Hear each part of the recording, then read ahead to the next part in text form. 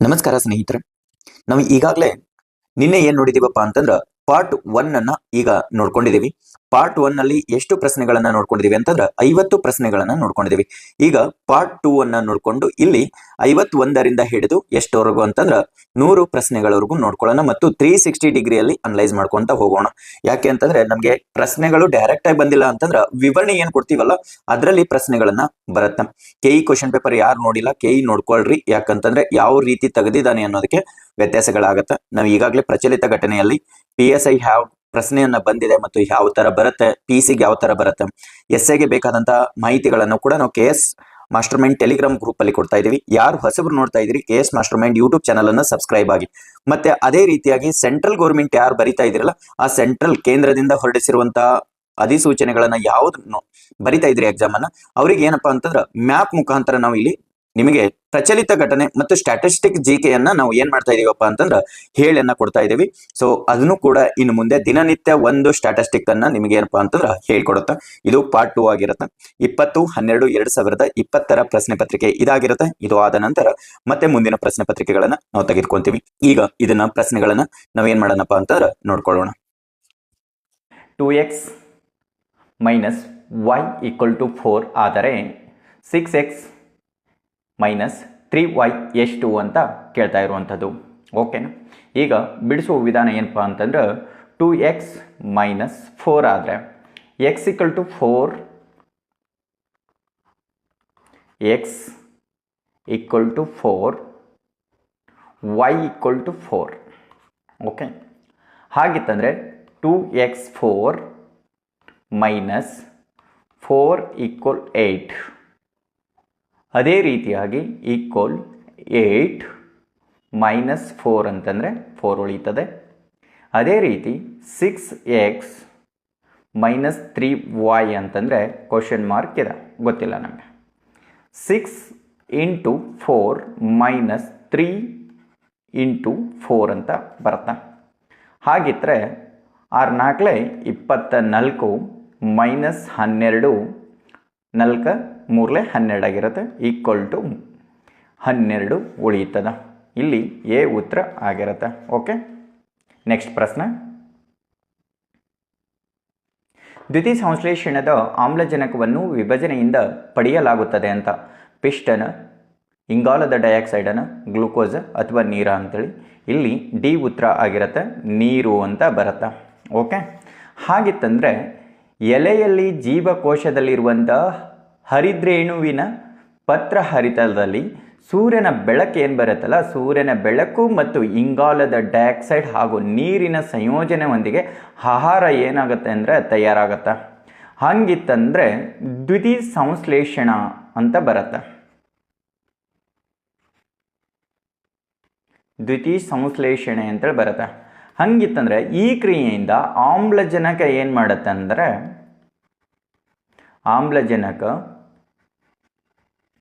ಆಮ್ಲಜನಕವನ್ನು ಬಿಡುಗಡೆ ಮಾಡುತ್ತೆ. ಗ್ಲೂಕೋಸನ್ನು ಏನು ಮಾಡುತ್ತಪ್ಪ ಅಂತಂದ್ರೆ ಉತ್ಪಾದನೆ ಮಾಡುತ್ತೆ. ಓಕೆ, ಉತ್ಪತ್ತಿ ಮಾಡುತ್ತೆ ಅಂತ ಹೇಳ್ತೀವಿ. ಓಕೆನಾ? ಇಲ್ಲಿ ಡಿ ಉತ್ತರ ಆಗಿರುತ್ತೆ. ನೆಕ್ಸ್ಟ್ ಪ್ರಶ್ನೆ. ಕೆಳಗಿನ ಯಾವ ಕ್ಷೇತ್ರದಲ್ಲಿ ಧನ್ವಂತ್ರಿಯ ಪ್ರಶಸ್ತಿಯನ್ನು ನೀಡ್ತಾರೆ ಅಂತ. ಈ ಧನ್ವಂತ್ರಿ ಪ್ರಶಸ್ತಿ ಅನ್ನೋದಿದೆಯಲ್ಲ, ಎದಕ್ಕೆ ಸಂಬಂಧಪಟ್ಟದಂತ ನೋಡಬೇಕು ಧನ್ವಂತ್ರಿ ಪ್ರಶಸ್ತಿಯನ್ನು.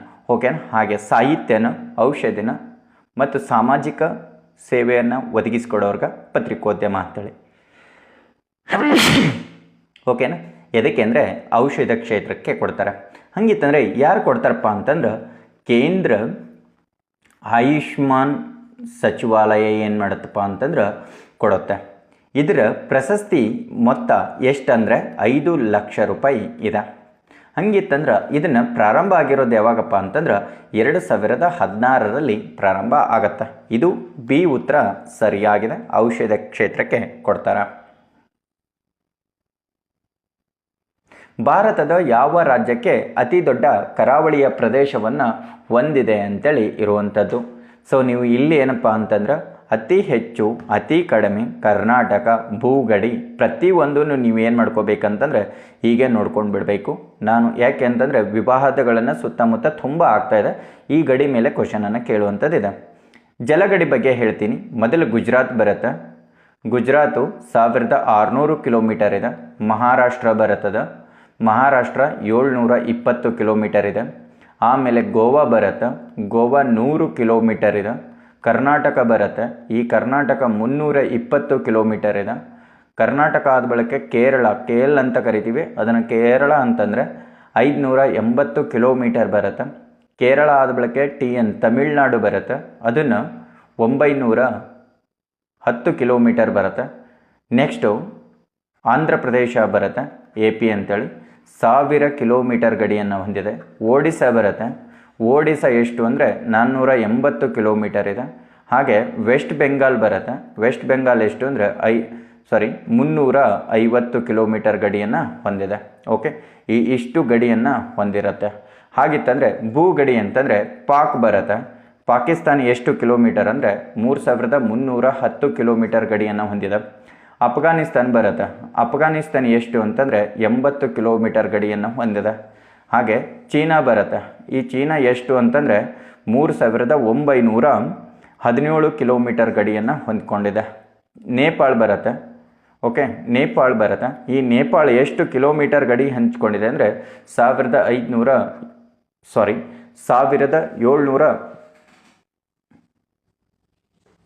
ನೇಪಾಳ ಬರುತ್ತೆ. ಈ ನೇಪಾಳ ಎಷ್ಟಪ್ಪ ಅಂತಂದ್ರೆ 1752 ಕಿಲೋಮೀಟರ್ ಗಡಿಯನ್ನು ಹಂಚಿಕೊಂಡಿದೆ. ಇನ್ನು ಭೂತಾನ್ ಬರುತ್ತೆ. ಓಕೆನಾ, ಇನ್ನು ಭೂತಾನ್ ಬರುತ್ತೆ. ಭೂತಾನ್ ಎಷ್ಟಪ್ಪ ಅಂತಂದ್ರೆ 587 ಕಿಲೋಮೀಟರ್ ಗಡಿಯನ್ನು ಹಂಚಿಕೊಂಡಿದೆ. ಆಮೇಲೆ ಬರ್ಮಾ ಅಥವಾ ಮಯನ್ಮಾರ್ ಅಂತನಾದರೂ ನಾವು ಇಲ್ಲೇನು ಮಾಡ್ತೀವಿ ಅಂತಂದ್ರೆ ಕರಿತೀವಿರ್ತೀವಿ. ಓಕೆನಾ, ಮಯನ್ಮಾರ್ ಎಷ್ಟಪ್ಪ ಅಂತಂದ್ರೆ 1458 ಕಿಲೋಮೀಟರ್ ಹೊಂದಿದೆ. ಇನ್ನು ಬಾಂಗ್ಲಾದೇಶ ಬರುತ್ತೆ. ಈ ಬಾಂಗ್ಲಾದೇಶ ಎಷ್ಟು ಅಂದರೆ 4096 ಕಿಲೋಮೀಟರ್ ಅಷ್ಟು ಗಡಿಯನ್ನು ಹಂಚಿಕೊಂಡಿದೆ. ಇವಾಗ ನಿಮಗೆ ಇಲ್ಲಿ ಕ್ಲಿಯರ್ ಆಗಿ ಉತ್ತರವನ್ನು ಸಿಕ್ತು ಅಂತ ಅನ್ಕೊತೀನಿ. ಅತಿ ಹೆಚ್ಚು ಗಡಿಯನ್ನು ಹೊಂದ್ಕೊಂಡಿರೋದು ಯಾವುದು ಅಂತಂದರೆ ಗುಜರಾತ್ ಆಗುತ್ತಾ. ಓಕೆ, ಅತಿ ಕಡಿಮೆ ಅಂತಂದರೆ ಗೋವಾ ಆಗಿರುತ್ತೆ. ಜಾರ್ಜ್ ಫ್ಲೈ ಅವರು ಸಾವು ವ್ಯಾಪಕವಾದ ಪ್ರತಿಭಟನೆಗೆ ಕಾರಣವಾಯಿತು. ಅದರ ಮೃತ್ಯು ಅಂತಂದರೆ ಅವರು ಎಲ್ಲಿ ನಿಧನ ಹೊಂದಿದ್ದಾರೆ ಅಂತೇಳಿ. ಸೊ ಇದು ಏನಪ್ಪ ಅಂತಂದರೆ ಅವಾಗಿನ ಕರೆಂಟ್ ಇವೆಂಟ್ಸ್ ಆಗಿರೋದ್ರಿಂದ ಅಷ್ಟೊಂದು ಮತ್ತೆ ರಿಪೀಟಾಗಿ ಈ ಕ್ವಶನನ್ನು ಬರೋದಿಲ್ಲ. ಯಾಕಂದರೆ ಇದು 2020 ಪ್ರಚಲಿತ ಘಟನೆ. ಇದು USA ಆಗಿರುತ್ತೆ. ಓಕೆ, ಎ ಉತ್ತರ ಸರಿಯಾಗಿದೆ. ಈ ಕೆಳಗಿನ ಯಾವ ಅಂತಾರಾಷ್ಟ್ರೀಯ ಟೆನ್ನಿಸ್ ಪಂದ್ಯಾವಳಿಯ ಹುಲ್ಲು ಅಂಕಣದಲ್ಲಿ ನಡೆಯುತ್ತದೆ ಅಂತೇಳಿ. ಓಕೆನಾ, ಇಲ್ಲಿ ಮೇನ್ ಇಂಪಾರ್ಟೆಂಟ್ ಆಸ್ಟ್ರೇಲಿಯಾದಲ್ಲಿ ಯಾವುದು ಅಂತ ನಾನು ಎಲ್ಲವನ್ನು ಡೀಟೇಲ್ಸಾಗಿ ಹೇಳ್ತೀನಿ. ಆಸ್ಟ್ರೇಲಿಯಾದಲ್ಲಿ ಯಾವುದು ಬರುತ್ತೆ ಅಂದರೆ ಹಾರ್ಡ್ ಕೋರ್ಟ್ ಬರುತ್ತೆ. ಅಲ್ಲಿ ನಿಮಗೆ ಆನ್ಸರ್ ಸಿಕ್ಬಿಡುತ್ತೆ. ಹಾರ್ಡ್ ಕೋರ್ಟ್ ಬರುತ್ತೆ. ಓಕೆನಾ, ನೆಕ್ಸ್ಟ್ ವಿಲ್ಬರ್ಡನ್ ಅಂತ ಬಂದಾಗ ಯಾವ್ದು ಬರುತ್ತೆ ಅಂತಂದ್ರೆ ಹುಲ್ಲಿನ ಕೋರ್ಟ್ ಬರುತ್ತೆ. ಓಕೆ, ಹುಲ್ಲಿನ ಕೋರ್ಟ್ ಬರುತ್ತೆ. ನೆಕ್ಸ್ಟ್ ಫ್ರೆಂಚ್ ಅಂತ ಬಂದಾಗ ಯಾವ್ದು ಬರುತ್ತೆ ಅಂತ ಕೇಳ್ತಾರೆ. ಅದನ್ನು ಕ್ಲೇ ಕೋರ್ಟ್ ಅಂತ ಬರುತ್ತೆ. ಓಕೆನಾ, ನೆಕ್ಸ್ಟ್ USA ಅಂತ ಬಂದಾಗ ಇದರಲ್ಲಿ ಯಾವ್ದು ಬರುತ್ತೆ ಅಂತಂದ್ರೆ ಹಾರ್ಡ್ ಕೋರ್ಟ್ ಬರುತ್ತೆ. ಓಕೆನಾ, ಇಷ್ಟು ಬರುತ್ತೆ. ಅವ್ರಿಗೆ ಕೇಳಿದ್ದೇನು ಅಂತಂದ್ರೆ ಹುಲ್ಲಿನ ಅಂಗಣ ಯಾವ್ದು ಬರುತ್ತೆ ಅಂದರೆ ವಿಲ್ಬರ್ಡನ್. ಇದು ಮತ್ತು ಇನ್ನೊಂದೇನಪ್ಪ ಅಂತಂದ್ರೆ ಅತ್ಯಂತ ಓಲ್ಡ್ ಆಗಿದೆ. ಓಕೆನಾ, ವಿಲ್ಬರ್ಡನ್ ಟೆನ್ನಿಸ್ ಅನ್ನೋದು. ನೆಕ್ಸ್ಟ್ ಪ್ರಶ್ನೆ, ಈ ಕೆಳಗಿನ ಯಾವ ಚಳುವಳಿ ಮಹಾತ್ಮ ಗಾಂಧೀಜಿಯವರ ನೇತೃತ್ವ ವಹಿಸಿಲ್ಲ ಅಂತೇಳಿ ಇರುವಂಥದ್ದು. ಮಹಾತ್ಮ ಗಾಂಧೀಜಿ ಏನದ ಈ 4ರಲ್ಲಿ ಅವರೊಂದು ಹೋರಾಟದಲ್ಲಿ ಭಾಗವಹಿಸಿಲ್ಲ. ಅಸಹಕಾರ ಚಳುವಳಿನ, ಭಾರತ ತೇಜಸ್ವಿ ಅಥವಾ ಕ್ವಿಟ್ ಇಂಡಿಯಾ ಮೂಮೆಂಟ, ಸ್ವದೇಶಿ ಚಳುವಳಿಯನ್ನ ಅಥವಾ ಅಸಹಕಾರ ಚಳುವಳಿನ ಅಂತೇಳಿ. ಇಲ್ಲಿ ಸ್ವದೇಶಿ ಚಳುವಳಿಯಲ್ಲಿ ಏನಪ್ಪ ಅಂತಂದ್ರೆ ಮಹಾತ್ಮ ಗಾಂಧೀಜಿಯವರು ಭಾಗವಹಿಸೋದಿಲ್ಲ. ಈ ಸ್ವದೇಶಿ ಚಳುವಳಿಯನ್ನು ಯಾರು ನಡೆಸ್ತಾರೆ ಅನ್ನೋದು ಇಂಪಾರ್ಟೆಂಟ್ ಆಗತ್ತೆ.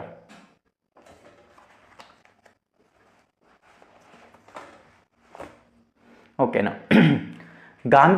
ಗಾಂಧೀಜಿಯವರು ಅಸಹಕಾರ ಚಳುವಳಿಯನ್ನು ಪ್ರಾರಂಭ ಯಾವಾಗ ಮಾಡ್ತಾರೆ ಅಂತಂದರೆ, ಓಕೆನಾ, ಇದು ಯಾವಾಗ ಮಾಡ್ತಾರಪ್ಪ ಅಂತಂದ್ರೆ 1920ರಿಂದ 22ರವರೆಗೂ ಈ ಅಸಹಕಾರ ಚಳುವಳಿಯನ್ನು ಪ್ರಾರಂಭ ಮಾಡ್ತಾರೆ. ಈ ಚಳುವಳಿಯಲ್ಲಿ ತಮಗೆ ನೀಡಿರುವಂಥ ಕೈಸಾರೆ ಹಿಂದ್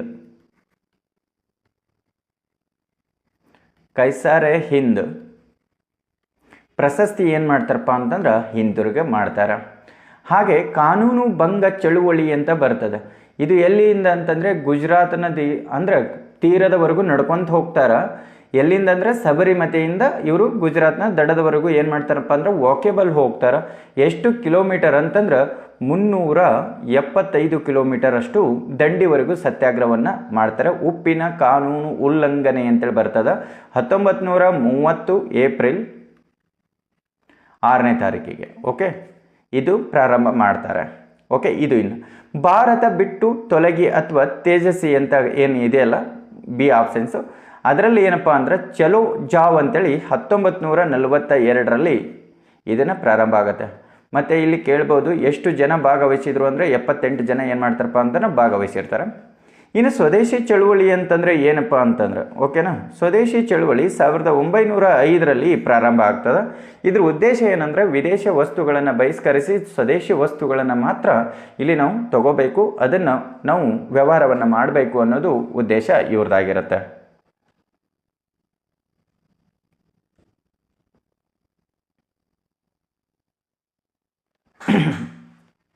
ಹೆರಾನ್ ಡ್ಯಾಶ್ ಒಂದು ಉತ್ಪನ್ನವಾಗಿದೆ ಅಂತೇಳಿ 58ನೇ ಪ್ರಶ್ನೆ. ಕೋಕಾ ಸಸ್ಯನ, ಅಫೀಮ, ಗಸಗಸೆನ, ಗಾಂಜಾ ಸಸ್ಯನ ಅಥವಾ ಶಿಲೀಂಧ್ರನ ಅಂತೇಳಿ. ಇಲ್ಲಿ ಏನಪ್ಪ ಅಂದ್ರೆ ಅಫೀಮು ಗಸಗಸೆ ಅಂತೇಳಿ ಬರುತ್ತೆ ಹೆರಾನ್ ಅನ್ನೋದು. ಬಿ ಉತ್ತರ ಏನಪ್ಪ ಅಂತಂದ್ರೆ ಸರಿಯಾಗಿದೆ. ಇದಕ್ಕೆ ಇನ್ನೊಂದು ಹೆಸರು ಏನಂತ ಕರೀತಾರಪ್ಪ ಅಂದ್ರೆ ಡೈಪಾರ್ಮಿನ್ ಅಂತೇಳಿ ಕರೀತಾರೆ.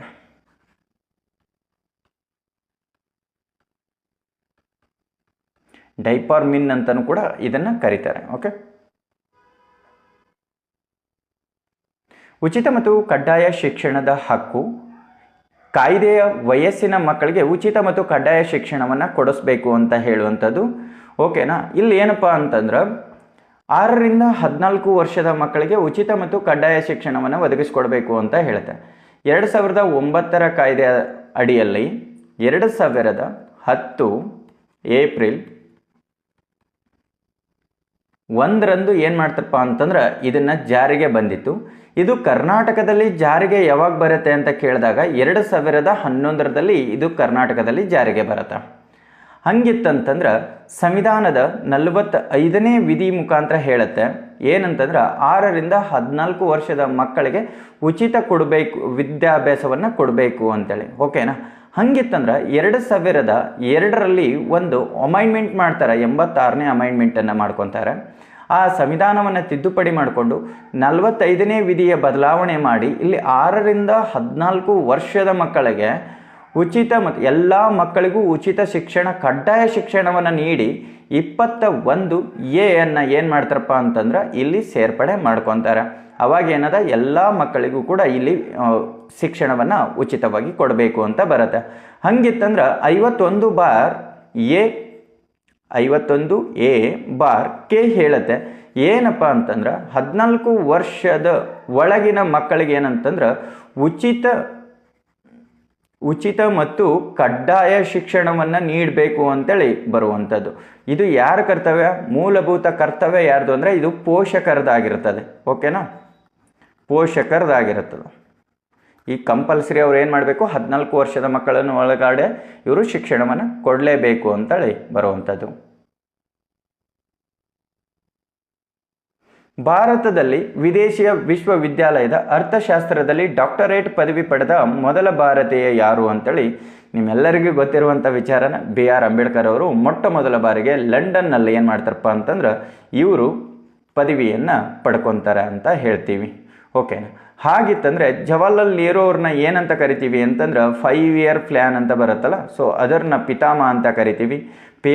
ಇದು PC ಮಹಲ್ನೋಬಿಸ್ ಅವ್ರನ್ನ ಏನಂತ ಕರಿತೀವಿ ಅಂತ ಕ್ವಶನ್ ಏನಾದರೂ ಕೇಳಿದ್ರೆ ಭಾರತೀಯ ಸಂಖ್ಯಾಶಾಸ್ತ್ರದ ಪಿತಾಮಹ ಅಂತಲೂ ಕೂಡ ಕರಿತೀವಿ. 31ರಲ್ಲಿ ಭಾರತೀಯ ಸಂಖ್ಯಾ ಸಂಸ್ಥೆಯನ್ನು ಕೂಡ ಇವ್ರು ಏನು ಮಾಡ್ತಾರಪ್ಪ ಅಂತಂದ್ರೆ ಸ್ಥಾಪನೆಯನ್ನು ಮಾಡ್ತಾರೆ. ಇನ್ನು ಅಂಬೇಡ್ಕರ್ ಅವ್ರ ಬಗ್ಗೆ ಅಂತ ಹೇಳುವಂಥದ್ದೇ ಇಲ್ಲ. ಸೊ ಆಲ್ರೆಡಿ ಏನಪ್ಪ ಅಂದ್ರೆ ಮೋರ್ ದೆನ್ ಅವರು ಚಳವಳಿ ಹಿಂದುಳಿದ ವರ್ಗದವರಿಗೆ ಚಳವಳಿಯನ್ನು ಮಾಡಿರ್ಬೋದು. ಓಕೆನಾ, ಸಂವಿಧಾನವನ್ನು ಬರೀತಾರೆ. ಸೊ ಹೆವಿ ನಾಲೆಜೆಸ್ಟ್ ಪರ್ಸನ್ನು ಕೂಡ ಅವರು. VKRC ಅವರ ಏನು ಅಂತ, VKRV ರಾವ್ ಅವ್ರದ್ದು ಏನಪ್ಪ ಅಂತಂದ್ರೆ 1931 ಮತ್ತು 32ರಲ್ಲಿ, ಓಕೆನಾ. ಇನ್ನು ಕ್ರಮಬದ್ಧ ಭಾರತೀಯ ರಾಷ್ಟ್ರೀಯ ಆದಾಯ ಏನು ಮಾಡ್ತಾರಂದ್ರೆ, ಕ್ರಮಬದ್ಧವಾಗಿ ಇವ್ರು ಏನು ಮಾಡ್ತಾರಂದ್ರೆ ಆದಾಯವನ್ನು ಲೆಕ್ಕಾಚಾರವನ್ನು ಮಾಡ್ತಾರೆ. ಇವರು ಇನ್ನೊಂದು ನೆನಪಿಡ್ರಿ ನೀವು, ಬೆಂಗಳೂರಿನಲ್ಲೇ ಇವ್ರು ಏನು ಮಾಡ್ತಾರಪ್ಪ ಅಂತಂದ್ರೆ ಐಸಾಕ್ ಎಂಬ ಒಂದು ಸಂಸ್ಥೆನ ಏನು ಮಾಡ್ತಾರಪ್ಪ ಅಂತಂದ್ರೆ ಸ್ಥಾಪನೆಯನ್ನು ಕೂಡ ಮಾಡ್ತಾರೆ.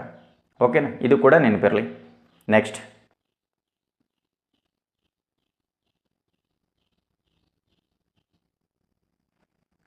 ಅನ್ನಪೂರ್ಣ ಯೋಜನೆಯ ಆಹಾರ ಅಗತ್ಯವನ್ನು ಪೂರೈಸುತ್ತದೆ ಅಂತೇಳಿ ಇರುವಂಥದ್ದು. ಈಗ ಅನ್ನಪೂರ್ಣ ಯೋಜನೆ ಅಂತ ಒಂದು ಕರ್ನಾಟಕದಲ್ಲಿ ಬಂದಿದೆ, ಅದು ಯಾವುದಕ್ಕೆ ಸಂಬಂಧಪಟ್ಟಿದೆ ಅಂತೇಳಿ ಇರುವಂಥದ್ದು. ಈ ಕೇಂದ್ರ ಸರ್ಕಾರದ್ದು ಅನ್ನಪೂರ್ಣ ಯೋಜನೆಯ ಆಹಾರ ಅಗತ್ಯತೆ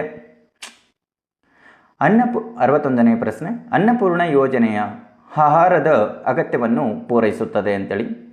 ಗತಿ ಇಲ್ಲದ ಹಿರಿಯ ನಾಗರಿಕರಿಗೆ, ಗರ್ಭಿಣಿಯರ, ಮಕ್ಕಳ, ತರುಣರ ಅಂತೇಳಿ. ಇದು ಏನಪ್ಪ ಅಂತಂದ್ರೆ ಮೊದಲು ತಿಳ್ಕೊಂಡ್ಬಿಡಿ, ಇದು ಕೇಂದ್ರ ಸರ್ಕಾರದ ಯೋಜನೆ. ಓಕೆನಾ, ಕೇಂದ್ರ ಸರ್ಕಾರದ ಯೋಜನೆಯಾಗಿರುತ್ತೆ ಇದು. ಸೊ ಏನಪ್ಪ ಅಂತಂದ್ರೆ 65 ವರ್ಷದ ಮೇಲ್ಪಟ್ಟ, ಓಕೆ, ಮೇಲ್ಪಟ್ಟವ್ರಿಗೆ ಏನಪ್ಪ ಅಂತಂದ್ರೆ ಅದಕ್ಕಿಂತ ಮೇಲ್ಪಟ್ಟಿರ್ಬೇಕು. 65ಕ್ಕಿಂತ ಮೇಲ್ಪಟ್ಟಿತ್ತು ಅಂತಂದರೆ ಇವ್ರಿಗೆ ಏನಪ್ಪ ಅಂತಂದ್ರೆ ಆಹಾರವನ್ನು ಏನು ಮಾಡ್ತಾರೆ ಅಂತಂದ್ರೆ ಸರ್ಕಾರ ಇವರಿಗೆ ಕೊಡುವಂಥದ್ದು ಆಗಿರುತ್ತೆ ಅಂತ ಹೇಳ್ತೀವಿ. ಓಕೆ, ಗತಿ ಇಲ್ಲದ ಹಿರಿಯ ನಾಗರಿಕರಿಗೆ ಇದು ಕೊಡುವಂಥದ್ದು. ಇನ್ನು ಸಂಧ್ಯಾ ಸುರಕ್ಷತೆ ಯೋಜನೆ ಅಂತೇಳಿ ಬರುತ್ತೆ. ಓಕೆನಾ, ಸಂಧ್ಯಾ ಸುರಕ್ಷಾ ಯೋಜನೆ ಯಾವುದಕ್ಕೆ ಸಂಬಂಧಪಟ್ಟಿದೆ ಅಂತ ಕೇಳ್ತಾರೆ. ಕರ್ನಾಟಕ ಸರ್ಕಾರದ ಹಿರಿಯ ನಾಗರಿಕರಿಗೆ, ಓಕೆನಾ, ಹಿರಿಯ ನಾಗರಿಕರಿಗೆ ಹಾಗೂ ಅಂಗವಿಕಲರಿಗೆ ಮತ್ತು ಇನ್ನೊಂದೇನಪ್ಪ ಅಂದ್ರೆ ವಿಧವೆಯರಿಗೆ. ಈ ವಿಧವೆಯರಿಗೆ ಏನಪ್ಪ ಅಂದ್ರೆ ಸರ್ಕಾರ ಏನು ಮಾಡುತ್ತೆ ಅಂದರೆ ಮಾಸಿಕ ಪಿಂಚಣಿಯನ್ನು ಕೊಡ್ತದೆ.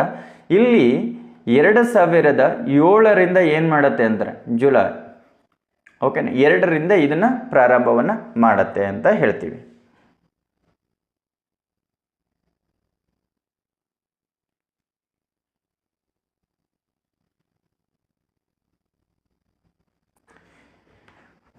ವಿಧವೆಯರಿಗೆ,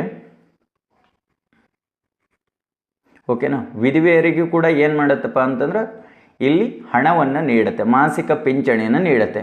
ಹಾಗಿತ್ತಂದರೆ ಯಾವಾಗ ಪ್ರಾರಂಭ ಆಯಿತು? 2007 ಜುಲೈ 2ನೇ ತಾರೀಕಿಗೆ ಏನಾಯಿತು ಅಪ್ಪ ಅಂತಂದರೆ ಇದನ್ನು ಪ್ರಾರಂಭ ಆಯಿತು ಅಂತ ಹೇಳ್ತೀವಿ. ಇನ್ನು ಗ್ರಾಮೋನ್ ಯೋಜನೆ ಅಂತಂದರೆ ಎಲ್ಲ ಆಡಳಿತ ಏನು ಮಾಡುತ್ತೆ ಅಂತಂದರೆ ಒಂದೇ ತವಲಿ ತರೋ ಉದ್ದೇಶಕ್ಕಾಗಿ ಇದು 2020ರಲ್ಲಿ ಗ್ರಾಮೋನ್ ಯೋಜನೆ ಅನ್ನೋದು ಜಾರಿಗೆ ಬಂತು. ಇನ್ನು ನೆಕ್ಸ್ಟ್ ಒಂದು ಬರುತ್ತೆ ಮಾತೃಪೂರ್ಣ ಅಂತೇಳಿ ಬರುತ್ತೆ. ಓಕೆನಾ, ಮಾತೃಪೂರ್ಣ ಯೋಜನೆ ಯಾವುದಕ್ಕೆ ಸಂಬಂಧಪಟ್ಟಿದೆ ಅಂತ ಕಂದಾಗ 2017ರಲ್ಲಿ ಜಾರಿಗೆ ಬರುವಂಥದ್ದು. 2017ರಲ್ಲಿ ಇದು ಜಾರಿಗೆ ಬರುತ್ತೆ. ಕರ್ನಾಟಕ ಸರ್ಕಾರ ಇದನ್ನು ಜಾರಿಗೆ ಬಂದಿರುವಂಥದ್ದು ಬಾಣತಿಯರಿಗೆ, ಓಕೆನಾ, ಬಾಣತಿಯರಿಗೆ ಮತ್ತು ಗರ್ಭಿಣಿಯರಿಗೆ ಬಿಸಿ ಊಟವನ್ನು ಕೊಡುವಂಥ ಉದ್ದೇಶಕ್ಕಾಗಿ ಇದನ್ನು ಜಾರಿಗೆ ತಂದಿರ್ತಾರೆ. ಓಕೆನಾ. ನೆಕ್ಸ್ಟ್ ಸಂಜೀವಿನಿ ಯೋಜನೆ ಅಂತಂದರೆ ಸ್ವಯಂ ಉದ್ಯೋಗಗಳನ್ನು ಸೃಷ್ಟಿ ಮಾಡೋದಕ್ಕೆ ಅಥವಾ ಕಾರ್ಯಕ್ರಮವನ್ನು ಹಮ್ಮಿಕೊಳ್ಳೋದಕ್ಕೆ 2022-23ರಲ್ಲಿ ಜಾರಿಗೆ ಬಂದಿರುವಂಥದ್ದು. ಸೊ ನೆಕ್ಸ್ಟ್ ಏನಪ್ಪ ಅಂತಂದ್ರೆ ಜನಸೇವಕ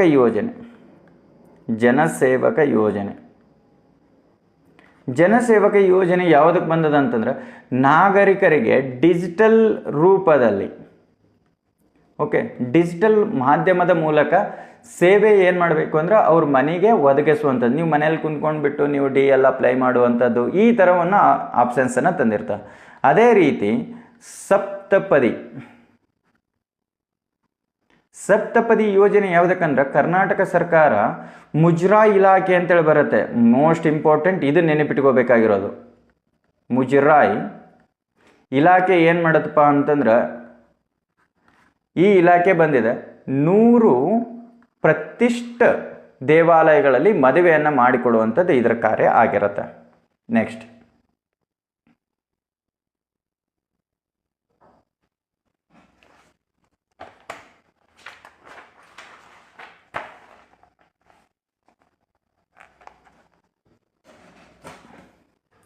ಒಂದು ವರ್ಷದ ಜನಸಂಖ್ಯೆ ಈಗ 50,000 ಇದೆ. ಇದು ವಾರ್ಷಿಕ 10ರಷ್ಟು ದರದಲ್ಲಿ ಹೆಚ್ಚಾಗುತ್ತದೆ.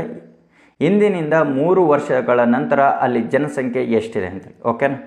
ಈಗ ನೀವೇನು ಮಾಡಬೇಕು, 10% ಅಂತಂದ್ರೆ ನೀವೇನು ಮಾಡಿಬಿಡ್ತೀರಿ ಇಲ್ಲಿ ಅಂತಂದರೆ 5,000 × 5 ಅಂತ ಮಾಡ್ಕೊಂಡು ಬಿಡ್ತೀರಿ. ಓಕೆನಾ? ಅಂದರೆ ಒಂದು 3 ಇಯರ್ಗೆ ಅಂದರೆ 15,000 ಪ್ಲಸ್ ಒಂದು 50,000 ಅಂದರೆ 65,000 ಆಯಿತು ಅಂತೇಳಿ. ಓಕೆನಾ? ಅದೇ ಸೆನ್ಸ್ ಅಂತ ಇಟ್ಟಿರ್ತಾರೆ ಇಲ್ಲಿ. ಓಕೆ, ಒಂದು ನಗರದ ಜನಸಂಖ್ಯೆ ಈಗ 50,000 ಇದೆ. ಇದು ವಾರ್ಷಿಕ 10ರಷ್ಟು ದರದಲ್ಲಿ ಹೆಚ್ಚಾಗುತ್ತದೆ. ಇಂದಿನಿಂದ 3 ವರ್ಷಗಳ ನಂತರ ಅಲ್ಲಿ ಜನಸಂಖ್ಯೆ ಎಷ್ಟಿದೆ? ಈಗ ಒಂದು 50,000 ಜನಸಂಖ್ಯೆ ಇದೆ. ಓಕೆನಾ? 50,000 ಜನಸಂಖ್ಯೆ ಇದೆ ಅಂತ ತಿಳ್ಕೊಳ್ಳಿ. ಈ 50,000 ಇದೆ ಅಂತಂದರೆ ನೀವೇನು ಮಾಡಿಬಿಡಬಾರ್ದು ಅಂತಂದರೆ, ವರ್ಷಕ್ಕೆ 5,000 ಹೆಚ್ಚಾಗುತ್ತೆ ಅಂತಂದರೆ 3 ವರ್ಷಕ್ಕೆ ಎಷ್ಟು?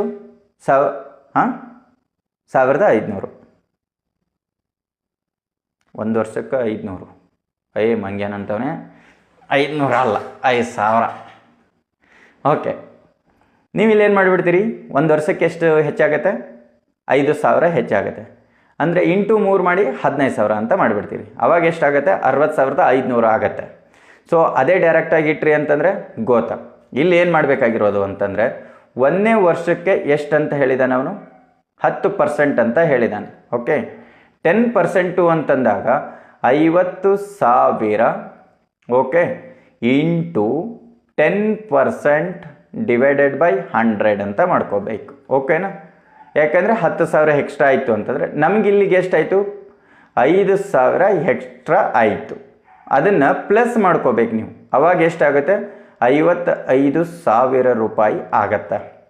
55,000ಕ್ಕೆ 2ನೇ ವರ್ಷಕ್ಕೆ ಏನು ಮಾಡಬೇಕು? 10% ಹೆಚ್ಚು ಮಾಡ್ಕೊತ ಹೋಗಬೇಕು. ಈ 55,000ಕ್ಕೆ ಓಕೆನಾ 55,000 ಇಂಟು 10 ಡಿವೈಡೆಡ್ ಬೈ 100 ಮಾಡಿದಾಗ ನಿಮಗೆ ಅಲ್ಲಿ ಎಷ್ಟಾಗತ್ತಪ್ಪ ಅವಾಗ ಅಮೌಂಟ್ ಅಂತಂದ್ರೆ 60,500 ರೂಪಾಯಿ ಆಗತ್ತೆ. ಓಕೆನಾ? ಆ 63ನೇ ವರ್ಷಕ್ಕೆ ಹೇಳ್ತಾ ಇರೋದು. 3ನೇ ವರ್ಷಕ್ಕೆ 10% ಎಕ್ಸ್ಟ್ರಾ ಮಾಡಿದ್ರೆ 60,500 ಇಂಟು 10, ಯಾಕಂದರೆ 10% ಹೆಚ್ಚು ಮಾಡಿದಂದ್ರೆ ನಾವು ಏನೇ ಡಿವೈಡೆಡ್ ಮಾಡಬೇಕು ಅಂದರೂ 100ಇಂದ ಮಾಡಬೇಕು. ಅವಾಗ ಏನಾಗುತ್ತೆ, ನೆಕ್ಸ್ಟ್ ಬರುವಂಥದ್ದು ಏನಪ್ಪ ಅಂತಂದ್ರೆ 66,550 ಬರುತ್ತೆ. ಸೊ ನೀವು ಇದನ್ನು ಹೇಳಿದ್ದು ಲೆಂಗ್ತಿ ಐತ್ರಿ ಅಂತಂದರೆ ನೀವು ಏನು ಮಾಡ್ಬೋದು ಅಂತಂದರೆ 50,000 ಇಂಟು 110, ಯಾಕಂದರೆ 10% ಹೆಚ್ಚಿಗೆ ಮಾಡ್ಕೊಂಡು ಹೋಗ್ಯಾನ, ಇಂಟು 100. ಓಕೆನಾ? ಮತ್ತು 110 ಡಿವೈಡೆಡ್ ಬೈ 100 ಅಂದರೆ 3 ಬಾರಿ ಮಾಡ್ಕೋಬೇಕು. 110 ಡಿವೈಡೆಡ್ ಬೈ 100 ಇಲ್ಲಿ ಇಂಟು ಬರ್ತಾ ಹೋಗ್ತದೆ. ಓಕೆ, ಅವಾಗ ಎಷ್ಟು ಬರ್ತದೆ ಅಂದರೆ 66,500 ಬರುತ್ತೆ. ಸೊ ನೀವು ಮಾಡೋದು ಏನಪ್ಪ ಅಂದರೆ ಇದೇ ಈಜಿ ಅನಿಸ್ಬಿಡತ್ತೆ. ಓಕೆನಾ? ಹಾಗೆ ಯಾವ ದೇಶದೊಂದಿಗೆ ಒಳನಾಡಿನ ನೀರಿನ ವ್ಯಾಪಕ ಮಾರ್ಗವನ್ನು ಪ್ರಾರಂಭಿಸಲು ಭಾರತ ಸರ್ಕಾರ ಸಿದ್ಧವಾಗಿದೆ ಅಂತೇಳಿ ಬರುವಂಥದ್ದು. ಸೊ ಇಲ್ಲಿ ಮ್ಯಾನ್ಮಾರ್ನ, ಬಾಂಗ್ಲಾದೇಶ, ನೇಪಾಳ, ಶ್ರೀಲಂಕಾ. ಸೊ ಇದು ಕರೆಂಟ್ ಇವೆಂಟ್ಸ್ ಇದೆ. ಓಕೆನಾ? ಸೊ ಕರೆಂಟ್ ಇವೆಂಟ್ಸ್ ಇದೆ, ಬಟ್ ಆದರೂ ಕೂಡ ನೆನಪಿಟ್ಕೊಳ್ಳಿ. ಯಾಕೆ ಅಂತಂದರೆ ಇದರದ್ದು ಕೂಡ ಒಂದಿಷ್ಟು ಇತ್ತೀಚೆಗೆ ಗಲಾಟೆ ಜಾಸ್ತಿ ಆಗ್ತಾ ಇದೆ, ಬಾಂಗ್ಲಾದೇಶ ಅಂತೇಳಿ. ಓಕೆನಾ? ಬಾಂಗ್ಲಾದೇಶದೊಂದಿಗೆ ಇದು 2021 ಅಗ್ರಿಮೆಂಟು ಕ್ಲೋಸ್ ಆಗುತ್ತೆ. ಸೊ ಅದಕ್ಕಾಗಿ ಬಂದಿರುವಂಥ ನ್ಯೂಸ್ ಆಗಿದೆ.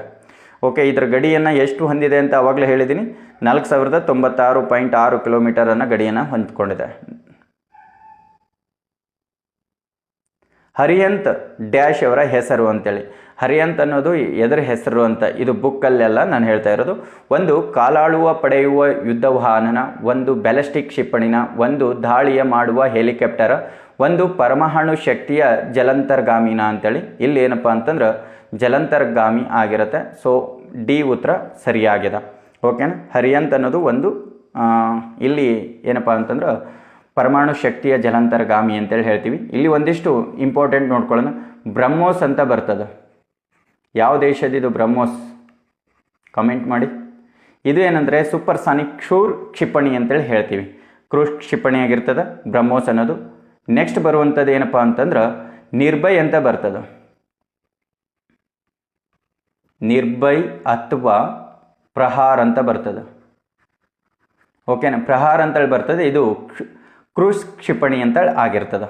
ನೆಕ್ಸ್ಟ್ ಪೃಥ್ವಿ ಅಂತೇಳಿ ಬರುತ್ತೆ.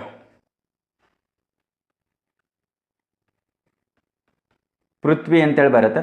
ಈ ಪೃಥ್ವಿ ಏನಪ್ಪ ಅಂತಂದ್ರೆ ಸ್ವದೇಶಿ ನಿರ್ಮಿಸಿದ ಬ್ಯಾಲಿಸ್ಟಿಕ್ ಕ್ಷಿಪಣಿ ಆಗಿರುತ್ತೆ. ನೆಕ್ಸ್ಟ್ ನಾಗ ಅಂತೇಳಿ ಬರುತ್ತೆ. ಓಕೆ, ಈ ನಾಗ ಏನಪ್ಪ ಅಂತಂದರೆ ಟ್ಯಾಂಕರ್ ಧ್ವಂಸಗೊಳಿಸುವಂಥ ಒಂದು ಕ್ಷಿಪಣಿ ಆಗಿರುತ್ತೆ. ಸೊ ಇದು ಇಷ್ಟು ಅದಕ್ಕೆ ಸಂಬಂಧಿಸಿರುವಂಥದ್ದು. ಒಬ್ಬ ವ್ಯಕ್ತಿ 600 ಮೀಟರ್ ಉದ್ದದ ರಸ್ತೆಯನ್ನು 5 ನಿಮಿಷದಲ್ಲಿ ದಾಟುತ್ತಾನೆ. ಪ್ರತಿ ಗಂಟೆಗೆ ಕಿಲೋಮೀಟರ್ ವೇಗದಲ್ಲಿ ವ್ಯಕ್ತಿಯ ವೇಗ ಎಷ್ಟು ಅಂತ ಕೇಳ್ತಾ ಇರೋದು. ಇಲ್ಲೇನಪ್ಪ ಅಂತಂದ್ರೆ 5 ನಿಮಿಷಕ್ಕೆ ಅವನು ಮಾಡ್ತಾ ಇರೋದು ಎಷ್ಟು ಅಂತಂದರೆ 5 ನಿಮಿಷಕ್ಕೆ 600 ಮೀಟರ್ ಹೋಗ್ತಾ ಇದ್ದಾನೆ. ಓಕೆನಾ, ಹಾಗಿತ್ತಂದರೆ ಆದರೆ 1 ನಿಮಿಷಕ್ಕೆ ಎಷ್ಟಾಗತ್ತಪ್ಪ ಅಂತಂದ್ರೆ 120 ಆಗುತ್ತೆ. ಡಿವೈಡೆಡ್ ಮಾಡಿಕೊಂಡ್ರೆ 120 ಬರುತ್ತೆ. ಓಕೆನಾ, ಆಮೇಲೆ 60 ನಿಮಿಷ ಅಂದರೆ 60 ನಿಮಿಷಗಳು ಎದಕ್ಕಂದ್ರೆ 60 × 120 ಎಷ್ಟಾಗತ್ತೆ ಅಂದ್ರೆ 7200 ಆಗತ್ತೆ. ಆವಾಗ ಇಲ್ಲಿ ಪಾಯಿಂಟ್ ಇಟ್ಕೊಂಡ್ಬಿಡಿ. ಓಕೆನಾ, ಅಲ್ಲಿಗೆ 7.2 ಅಂತೇಳಿ ಆನ್ಸರ್ ಬರುತ್ತೆ. ಯಾವುದಿದೆ ನೋಡಿ ಅದು ಆನ್ಸರ್ ಆಗಿರುತ್ತೆ. ಓಕೆನಾ, ಬಿ ಉತ್ತರ ಸರಿಯಾಗಿದೆ. 7.2. ಕಾಣೆಯಾದ ಸಂಖ್ಯೆ ಆಯ್ಕೆ ಮಾಡಿ ಅಂತೇಳಿದೆ.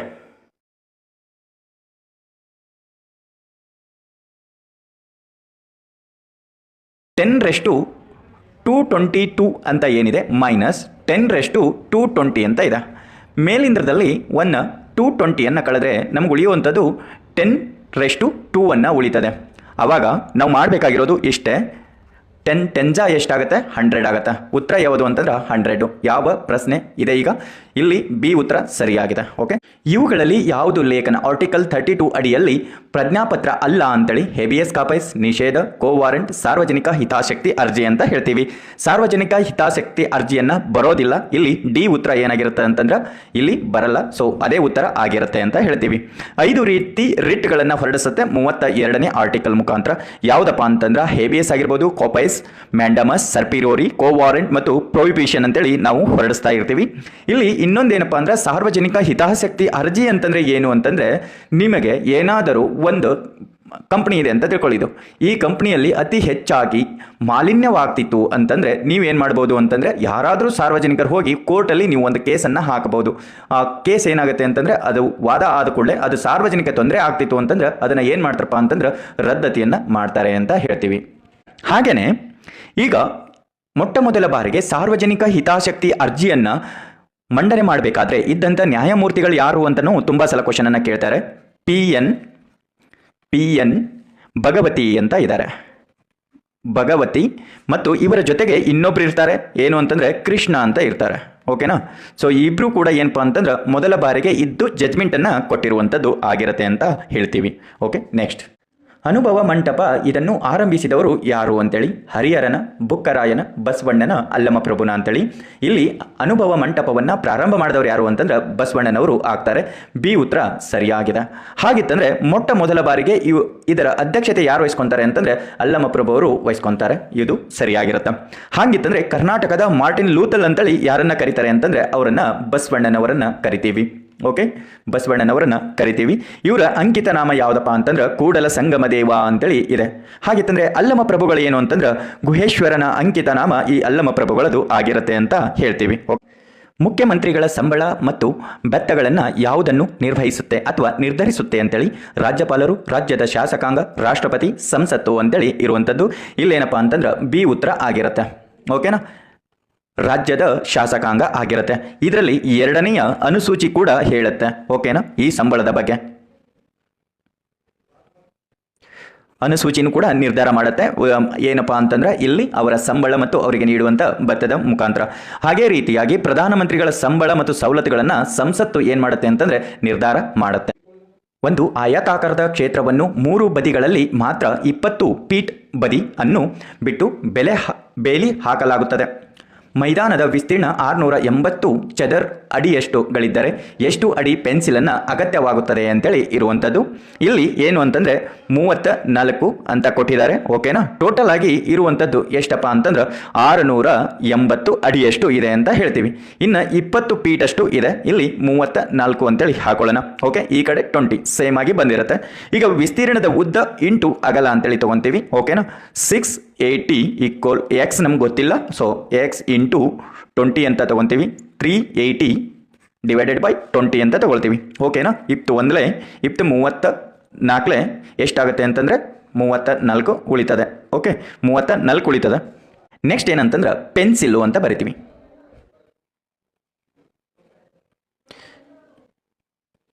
ಪೆನ್ಸಿಂಗ್ ಅಂತ ಬಂದಾಗ 34 ಪ್ಲಸ್ 34 ಪ್ಲಸ್ 20 ಅಂತ ಹೇಳ್ತೀವಿ. ಓಕೆನಾ. ಇಂಟು ಎಷ್ಟಾಗುತ್ತೆ 88 ಆಗುತ್ತೆ. ಯಾವ್ದು ಆನ್ಸರ್ ಇದೆ? ಡಿ ಉತ್ತರ ಕರೆಕ್ಟ್ ಆಗಿದೆ. ರಾಣಿ ಅಬ್ಬಕ್ಕ ಡ್ಯಾಶ್ನ ರಾಣಿ ಆಗಿದ್ದಳು ಅಂತೇಳಿ ಇಲ್ಲಿ ಡ್ಯಾಶ್ ಅಂತ ಬರ್ಕೊಳ್ಳಿ. ಓಕೆನಾ. ಇಲ್ಲೇನಿದೆ ಅಂದರೆ ಡ್ಯಾಶ್ ಅಂತೇಳಿ ಹಾಕೊಳ್ಳಿ. ಉಳ್ಳಾಳದನ, ಕುಂದಾಪುರನ ಅಥವಾ ಚಾಸ್ಪೇನ ಅಥವಾ ಕಾರವಾರನ ಅಂತೇಳಿ ಇಲ್ಲಿ ಉಳ್ಳಾಳದ್ದು ಆಗಿರ್ತಾಳೆ. ಓಕೆನಾ. ಉಳ್ಳಾಳದು 16ನೇ ಶತಮಾನದಲ್ಲಿ ಇವರು ಇರುವಂಥದ್ದು. ಓಕೆನಾ. ಉಳ್ಳಾಳ ರಾಣಿ ಅಬ್ಬಕ್ಕ ಉಳ್ಳಾಳದ ಪ್ರಾಂತ್ಯದ ರಾಣಿಯಾಗಿರ್ತಾಳೆ. ಬಂದರು ನಗರ ಅಂತ ಇರುತ್ತೆ. ಓಕೆನಾ. ಬಂದರು ನಗರ ಇದು ಏನಪ್ಪಾ ಅಂದ್ರೆ ಉಳ್ಳಾಳದ ರಾಜಧಾನಿ ಆಗಿರುತ್ತೆ ಅಂತ ಹೇಳ್ತೀವಿ. ಚೌಟ ಅಂಶಕ್ಕೆ ಇವರು ಏನು ಮಾಡಿರ್ತಾರಪ್ಪ ಅಂದ್ರೆ ಸೇರಿರ್ತಾರೆ ಅಂತ ಹೇಳ್ತೀವಿ. ದೇವಾಲಯಗಳ ನಗರವಾದ ಮೂಡಬಿದಿರಿ ಅಂತ ಏನು ಕರಿತೀವಲ್ಲ ಆ ಪ್ರದೇಶ ಆಳ್ವಿಕೆ ಮಾಡಿ ಚೌಟ ಅಂತೇಳಿ ಬರುತ್ತೆ. ಓಕೆ, ಚೌಟ ಅಂಶಕ್ಕೆ ಇವ್ರು ಏನು ಮಾಡಿದ್ರು ಅಂತಂದ್ರೆ ಸೇರಿದ್ರು ಅಂತ ಹೇಳ್ತೀವಿ. ಓಕೆನಾ. ಇದು ಅಭಯದ ರಾಣಿ ಎಂದೇ ಖ್ಯಾತಿಯಾಗಿದ್ರು ಅಬ್ಬಕ್ಕ ಅಂತ ಹೇಳ್ತೀವಿ. ಓಕೆನಾ. ಅಭಯದ ರಾಣಿ ಕೇಳಬಹುದು, ಅಭಯದ ರಾಣಿ ಅಂತೇಳಿ ಹೇಳ್ತಾರೆ. ಓಕೆನಾ. ನೆಕ್ಸ್ಟ್ ಪ್ರಶ್ನೆ. ಈ ಅನುಕ್ರಮದ ಪೂರ್ಣಗೊಳಿಸಿ ಅಂತೇಳಿ ಪ್ರತಿಯೊಂದು ವೃತ್ತದ ಒಳಗೆ ಕಾಯಗಳು 45 ಡಿಗ್ರಿಯನ್ನು ಗಡಿಯಾರದ ವಿರುದ್ಧ ದಿಕ್ಕಿನಲ್ಲಿ ಚಲಿಸಲಾಗಿದೆ. ಇದೇ ರೀತಿ ಚಲಿಸಿದಾಗ ಮುಂಬರುವ ವೃತ್ತದ ಎ ವೃತ್ತವಾಗಿರುತ್ತದೆ ಅಂತೇಳಿ ಇರುವಂಥದ್ದು. ಸೊ ಇದರಲ್ಲಿ ಉತ್ತರ ಯಾವುದಪ್ಪ ಅಂತಂದ್ರೆ ಎ ಆಗಿರುತ್ತೆ. ಓಕೆನಾ. ಇವು ನೀವು ಏನಾದರೂ ನವೋದಯಕ್ಕದು ಓದಿದ್ರಿ ಅಂತಂದ್ರೆ ಇದು ಈಜಿ ಆಗುವಂಥದ್ದು. ಓಕೆ. ಒಂದು ನಿಖರವಾದ ಗಡಿಯಾರದ ಬೆಳಗ್ಗೆ 8 ಗಂಟೆ ತೋರಿಸುತ್ತದೆ ಮತ್ತು ಮಧ್ಯಾಹ್ನ 2 ಗಂಟೆ ತೋರಿಸುತ್ತದೆ. ಈ ಮಧ್ಯೆ ಗಡಿಯಾರ ಗಂಟೆ ಕೈ ಎಷ್ಟು ಡಿಗ್ರಿಯ ಮೂಲಕ ತಿರುಗುತ್ತದೆ ಅಂತೇಳಿ ಇರುವಂಥದ್ದು. ಇಲ್ಲಿ ಏನಪ್ಪಾ ಅಂತಂದ್ರೆ ಗಡಿಯಾರ ಬೆಳಗ್ಗೆ 8 ಗಂಟೆ ಅಂತಂದ್ರೆ 2 ಗಂಟೆವರೆಗೂ ಗಡಿಯಾರದಲ್ಲಿ ಗಂಟೆ ಮುಳ್ಳ 6 ಗಂಟೆಗಳ ಕಾಲ ಏನಾಗುತ್ತೆ ಸುತ್ತುತ್ತೆ. ಓಕೆನಾ. 1 ಗಂಟೆ ಅಂತಂದ್ರೆ 1 ಗಂಟೆ ಅಂದರೆ 30 ಡಿಗ್ರಿ ಅಂತ ಹೇಳ್ತೀವಿ. ಹಾಗೇನೆ 6 ಗಂಟೆ ಅಂತಂದ್ರೆ ಓಕೆ 6 ಇಂಟು 30 ಡಿಗ್ರಿಯನ್ನು ತಗೊಂಡಾಗ 180 ಡಿಗ್ರಿ ಆಗುತ್ತೆ. ಯಾವುದಿದೆ ಆನ್ಸರು? ಡಿ ಉತ್ತರ ಸರಿಯಾಗಿದೆ. ಓಕೆ. 84ನೇ ಪ್ರಶ್ನೆ. ಭಾರತದ ರಿಪಬ್ಲಿಕ್ ಸೈನ್ಯದ ಧ್ವಜವನ್ನು ಅಡಿಯಲ್ಲಿ ದಾಳಿ ನಡೆಸಿದ ತಾತ್ಕಾಲಿಕ ಕ್ರಾಂತಿಕಾರಿ ಸರ್ಕಾರವನ್ನು ಸ್ಥಾಪಿಸಿದವರು ಯಾರು ಅಂತೇಳಿ ಸುಭಾಷ್ ಚಂದ್ರ ಬೋಸ್, ಚಂದ್ರಶೇಖರ್ ಆಜಾದ್, ಸೂರ್ಯಸೇನ್, ಭಗತ್ ಸಿಂಗ್ ಅಂತೇಳಿ ಇಲ್ಲಿ ಎ ಉತ್ತರ ಆಗಿರುತ್ತೆ. ಓಕೆನಾ. ಸುಭಾಷ್ ಚಂದ್ರ ಬೋಸ್ ಅವರು ಏನು ಮಾಡ್ತಾರಪ್ಪ ಅಂತಂದ್ರೆ ಈ ದಾಳಿಯನ್ನು ಮಾಡುವಂಥದ್ದು. ಈ ಸುಭಾಷ್ ಚಂದ್ರ ಬೋಸ್ ಅವರು 2ನೇ ಘಟಕವನ್ನು ಎಲ್ಲಿ ಸ್ಥಾಪನೆ ಮಾಡ್ತಾರೆ ಅಂದ್ರೆ 1943 ಜುಲೈಯಲ್ಲಿ ಸಿಂಗಾಪುರ್ನಲ್ಲಿ ಸ್ಥಾಪನೆ ಮಾಡ್ತಾರೆ. ಸಿಂಗಾಪುರಲ್ಲಿ ಏನಪ್ಪ ಅಂತಂದ್ರೆ ಇದು ಸ್ಥಾಪನೆಯನ್ನು ಮಾಡಿರ್ತಾರೆ 2ನೇ ಘಟಕವಾಗಿ. ಇಲ್ಲಿ ಆಜಾದ್ ಹಿಂದ್ ಫೌಜ್ ಅಂತೇಳಿ ಬರುತ್ತೆ. ಓಕೆನಾ. ಆಜಾದ್ ಹಿಂದ್ ಫೌಜ್ ಅಂತೇಳಿ ಬರುತ್ತೆ. ಓಕೆನಾ. ಈ ಘಟಕವನ್ನು ಏನು ಮಾಡ್ತಾರಪ್ಪ ಅಂತಂದ್ರೆ ಮಾರ್ಪಾಡು ಮಾಡ್ತಾರೆ. 2021 ಜಾನ್ 23 ಎಂದು ಏನು ಮಾಡ್ತಾರಪ್ಪ ಅಂತಂದ್ರೆ ಇವರಿಗೆ 125 ವರ್ಷ ಆಚರಣೆ ಮಾಡೋದಕ್ಕಾಗಿ ಪರಾಕ್ರಮ್ ದಿವಸ್ ಅಂತನ ಆಚರಣೆ ಮಾಡ್ತಾರೆ. ದಿವಸ್ ಅಂತೇಳಿ ಮಾಡುವಂಥದ್ದು ಆಗಿರುತ್ತೆ. ಓಕೆನಾ. ಇದು ಇಷ್ಟು ನೆನಪಿಟ್ಕೋಬೇಕು. 85ನೇ ಪ್ರಶ್ನೆ. ಮ್ಯಾಕ್ಮೋಹನ್ ರೇಖೆ ಡ್ಯಾಶ್ ನಡುವಿನ ಗಡಿಯನ್ನು ಗುರುತಿಸುತ್ತದೆ ಅಂತೇಳಿ ಭಾರತ ಮತ್ತು ಪಾಕಿಸ್ತಾನ, ಭಾರತ ಮತ್ತು ಬಾಂಗ್ಲಾದೇಶ, ಭಾರತ ಮತ್ತು ಚೀನಾ, ಭಾರತ ಮತ್ತು ಶ್ರೀಲಂಕಾ. ಇಲ್ಲಿ ಉತ್ತರ ಯಾವುದಪ್ಪ ಅಂತಂದ್ರೆ ಭಾರತ ಮತ್ತು ಚೀನಾ ಏನಾಗಿರ್ತದೆ ಅಂತಂದ್ರೆ ಈ ಗಡಿಯನ್ನು ಹೊಂದಿರುತ್ತೆ. ಸಿ ಉತ್ತರ ಆಗಿರುತ್ತೆ. ಓಕೆ. ಹಾಗೆ ಇತ್ತಂತಂದರೆ ಇನ್ನೂ ಒಂದಿಷ್ಟು ನೋಡ್ಕೊಳ್ಳೋಣ. ಬ್ಲೂ ಲೈನ್ ಅಂತೇಳಿ ಬರುತ್ತೆ. ಈ ಬ್ಲೂ ಲೈನನ್ನು ಯಾವ ದೇಶದ ಗಡಿಯನ್ನು ಹಂಚ್ಕೊಂಡಿದೆ ಅಂತಂದರೆ ಲೆಬನಾನ್ ವರ್ಸಸ್ ಇಸ್ರೇಲ್ ಅಂತ ಹೇಳ್ತೀವಿ. ಓಕೆನಾ. ಲೆಬನಾನ್ ಇಸ್ರೇಲ್ ಅಂತ ಹೇಳ್ತೀವಿ. ಓಕೆ, ನೋಟ್ ಮಾಡ್ಕೊಳ್ಳಿ. ನೆಕ್ಸ್ಟ್ ಬರುವಂಥದ್ದು ಇನ್ನು ರ್ಯಾಡ್ ಕ್ಲಿಪ್ ಅಂತ ಬರುತ್ತೆ. ಈ ರ್ಯಾಡ್ ಕ್ಲಿಪ್ ಬಂತು ಅಂತಂದ್ರೆ ಭಾರತ ಮತ್ತು ಪಾಕಿಸ್ತಾನ ಅಂತ ಹೇಳ್ತೀವಿ. ಓಕೆನಾ. ಈ ರ್ಯಾಡ್ ಕ್ಲಿಪ್ ಎಲ್ಲಿ ಅಂತಂದರೆ ಭಾರತ ಮತ್ತು ಪಾಕಿಸ್ತಾನ ಅಂತ ಹೇಳ್ತೀವಿ. ಅದೇ ರೀತಿ ಓಡರ್ ನೀಸ್ ಲೈನ್ ಅಂತೇಳಿ ಬರುತ್ತೆ. ಓಡರ್ ನೀಸ್ ಲೈನ್ ಅಂತೇಳಿ ಬರುತ್ತೆ. ಇದು ಎಲ್ಲಪ್ಪ ಅಂತಂದ್ರೆ ಪೋಲ್ಯಾಂಡ್ ವರ್ಸಸ್ ಜರ್ಮನಿ ಅಂತೇಳಿ ಬರುತ್ತೆ. ಓಕೆ, ಜರ್ಮನಿಯಲ್ಲಿ ಬರುವಂಥದ್ದು ಆಗಿರುತ್ತೆ. ಸೊ ಇದು ಇಂಪಾರ್ಟೆಂಟ್ ಆಗಿರುತ್ತೆ. ಇನ್ನು ಮ್ಯಾನರ್ ಹಿಂದ್ ರೇಖೆ ಅಂತೇಳಿ ಬರುತ್ತೆ.